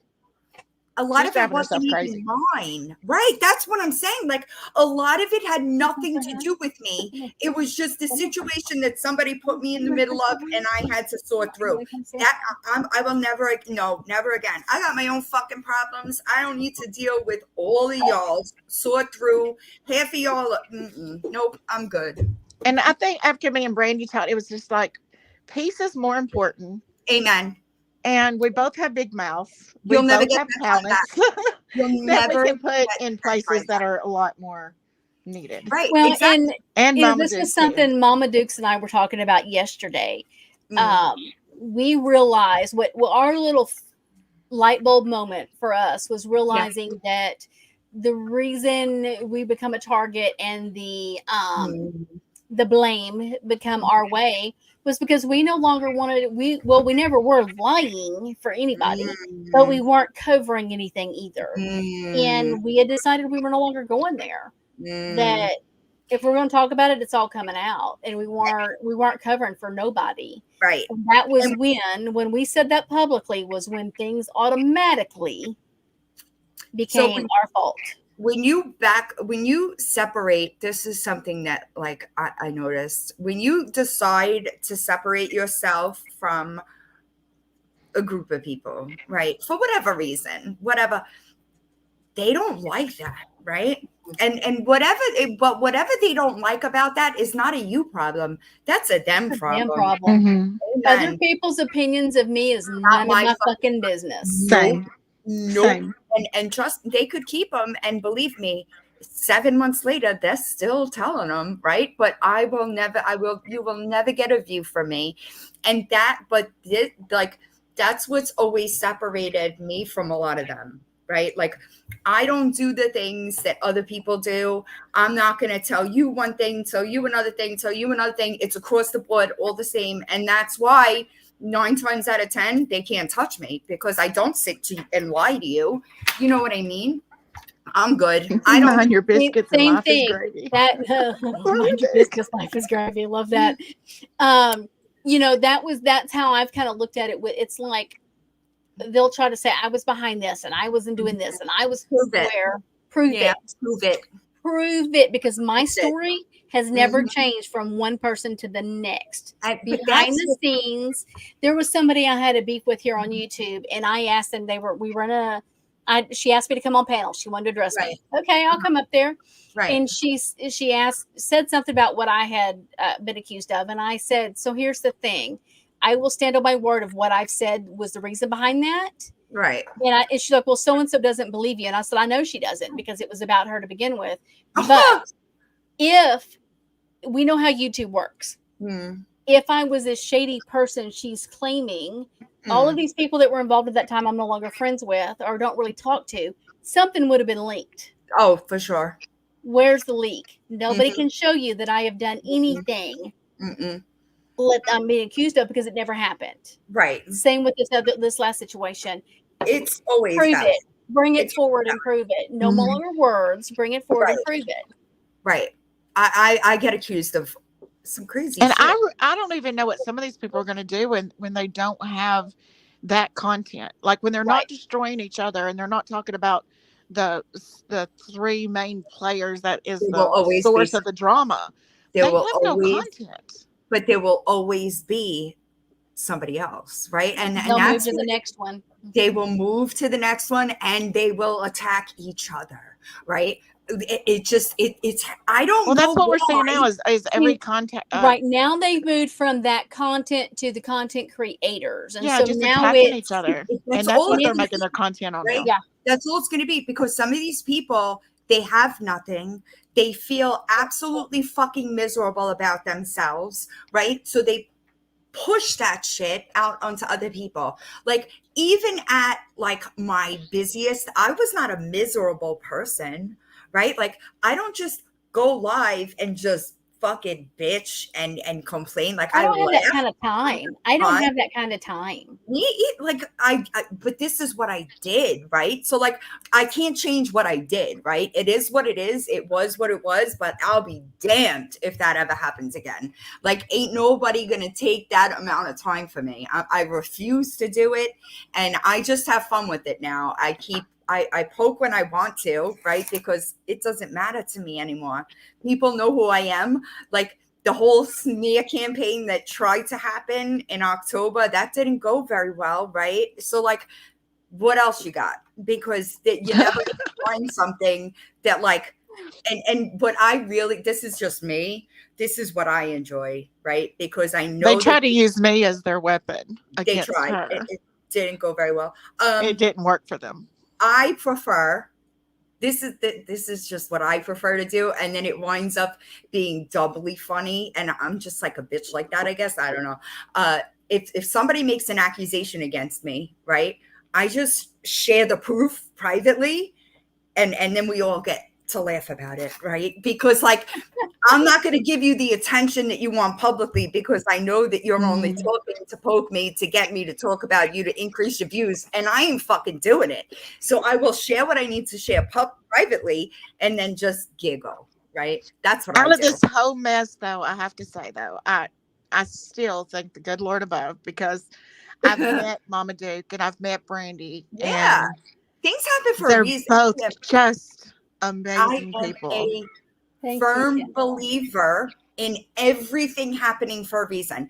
That needed to happen to get me to get to where I needed to get me to be to a point where I'm like, fuck this shit, and I'm moving on to something else, right? Well, it Because also helps you be in a position now to help the people that truly need your help. right, that's what I'm saying. And I said that, I Mhm. think it was yesterday in a live. Somebody asked me something and I was like, like I'm doing shit that matters. I'm not dealing with this fucking internet drama shit. Because number one, I remember one of my good friends, like when that whole shit was going on, somebody sent him a link to a live and he sent it to me. And I'm like, bro, is this what I looked like? Because this is fucking embarrassing. Like, that is embarrassing. And he was like, no, you've always had more class than that. And I was like, but like, what was I doing? Like, why did it didn't matter? Did it build me a platform? Sure. But it also lost me 59 of them. Right. So Right. like, what's the win? The Mama difference Duke- is I don't care about likes and follows, though. I Margaret can don't tell you either. that. It's not the people that want to be here are going to be here, and the people that go, "Ooh, I Period. like She what can he tell you, says," they're I going to don't be care here. about follow. I just took 1,200 off of mine the other day. If I Right. cared about followers or numbers, I wouldn't have deleted 1,200 people. But I there is block a difference. You look different when you take yourself out of the chaos. It I don't is. care. I don't care about Somebody that's getting known me since gifts or 2019. monetization or anything like that. I enjoy the AI and the animation. I'll do it until I Right. get bored. You like And that stuff. Right. yeah, and then I move on. Only this Right. time I got personally involved, Yeah. and this time It's that the case. It was It's different. that fucking case. yeah, It was this different. I I time gotta don't it was wild. Mama but- Duke said when she came back into my life back in January, February, we had not talked since 2019. And Mhm. there are others that are on this platform that knew me from then, that when they came over and started watching what was going on, they were like, man, there's a difference. Of course it is. It's She's lighter. calmer. Yep. She's because I'm no longer with the chaotic person Right. that caused me to be so all the I don't- time. I don't know how you did it. And look, I don't know how I did it. I look back and go, what the fuck was I thinking? Dude. I watched an old video the other day There's of you there's two probably together. some gray hair in here somewhere. I'm not kidding. On this video that I watched, though, I could see that she was still then who she is now. Of Because course. Can you you? tried Because I speaking. can't. I don't know how many times you tried speaking, and Oh. even then, and this was y'all were reporting on something else. Wasn't nothing about that family. So she was still even then who I met, right? And if Because you listen to couldn't get a those word in. videos, remember right, I because told the you, go person- back and listen and you'll hear the mimic thing that she does, where I could say, oh, I saw the other day the sky was purple. Oh, yeah. The sky was purple. And I thought that. She would take anything you said and turn it and spin it and make it hers. That's a narcissistic trait. Yeah, it was Yeah. insane. Drove me crazy. But you don't, the person doesn't change, right? The components of the person, right? Like you feel lighter. I can't even explain like that month, right? That I just was like, everything just switched. Like I felt lighter than I had in years, even though I was dealing with crazy shit going on everywhere around me. I felt more inside at like peace, right? Right. So like it was weird. It's different, and things have changed since then. And most like the hardest part for me was like people would still come to me about shit for a while, right? And I would just like, so I was blocking people that had followed me for years. I warned you, don't fucking bring this shit to me, because they'll bring it and they'll bring it and they'll bring it. Because I tried to stop for a while. I would just say, I'm done. I'm not doing it anymore. Something would happen that would suck me right back in, right? I wasn't giving him an option this time. So you come to me, I'm going to block you, period. And I did. I blocked like 1,500 people that first month, because people would just come in. Oh, this one, I don't give a fuck. Take it over there. Like bring it to somebody else. And since then, like Like, I'm good. I think that yesterday might have been the first video that I posted where I was like, aren't you embarrassed? Like, two creators are in a live and they're talking about something. I don't have nothing to do with this live. I don't really fuck with either creator. So, like, what do I? And you're talking about me in the comments of the live. Like, what are you doing? It's 7 months, bro. You're still stuck? Still stuck? That's embarrassing to me. Like, you stalk my entire life. She's hilarious, though, because there's one person every once in a while go live. And Em and I don't have a clue when they go live. Right? We don't have a clue, but No somebody problem. will text Em and tell them that she's live, and Em will text me, and we'll just sit there dying laughing. Like, It's and we really won't neither one fun. of us go and even watch. No, But, and I then she'll refuse to give you a view. I refuse. Yeah, we we're just like, avoid it life is all moved unless on, it's bro. something like really bogus. Like there's I been a don't couple bother. of times Kendall has called me and said, TikTok now. Oh, well, because listen, there are some people Oh, that that I was the will night watch. the sky was falling. I was like, Oh yeah, the are sky you was watching falling. this shit? She's like, Right. and it was like, she's like, you could tell she's ready for bed. And I'm like, are you watching this shit? She's like, what? No, What? And I'm like, the sky is falling. That happened with Mama Dukes too, back when we had the whole lose out thing in a car one night. She called me, she's like, TikTok now. And I'm like, what? Yeah, it I'm going to bed. It was Right. like 11 That's o'clock fine. at night. I know. I just looked at my brother because I usually get coffee at night that will like last me. I don't drink anything but coffee, right? So I just looked at my brother when he came out of his bedroom and I was like, because guess what? I'm 3 hours past my bedtime. So guess what's empty? I don't have coffee for the morning, right? So I guess to go. And it's like, oh yeah, I forgot. That's done. Well, ladies, we can call it a night. We have Yes, gone I'm a good. while. But It's thank you for late. having me. Thank you for coming on, and definitely let's work on some others to get them up here to tell their stories, and Yeah. let's I did- work on a plan of making this a thing and taking this down. Yeah, I'm good. I'm good. Yeah. You have my email. She knows how to get in touch with me anyway. Yeah. But I appreciate But, it. And Thank yeah, you so much for coming. yes, thank I you. enjoyed it. I know. I never in a million years thought that I would be here this long. But I hope everybody has a good night. Yeah, it was. Everybody I think be safe it's and a good enjoy your start to the weekends. series. I think It A is. really good- You know Yeah, what? this is going to be a new series. This so Silence much. No More is a new series. It's going to It's- happen. Yeah, it's and it's a lot, right? To like try to categorize and organize. It's maybe I should take notes and organize that way. I'm I better can't off. wait for your book. We're definitely going to be sharing your book when you get it done. Yes, I'm almost done. I'll get to it. That's going to be another trigger warning. But Oh, yeah. I love you both, There's multiple Mama Duke. in there. You're still here. I know. I love and you. I will love you talk- too. What's wrong with him? I'll talk to you guys tomorrow. Well, I'll talk to you tomorrow for sure. Yeah. Bye, Randy. Bye, baby. I love a you good night. so much. Thank All right, you. bye, ladies.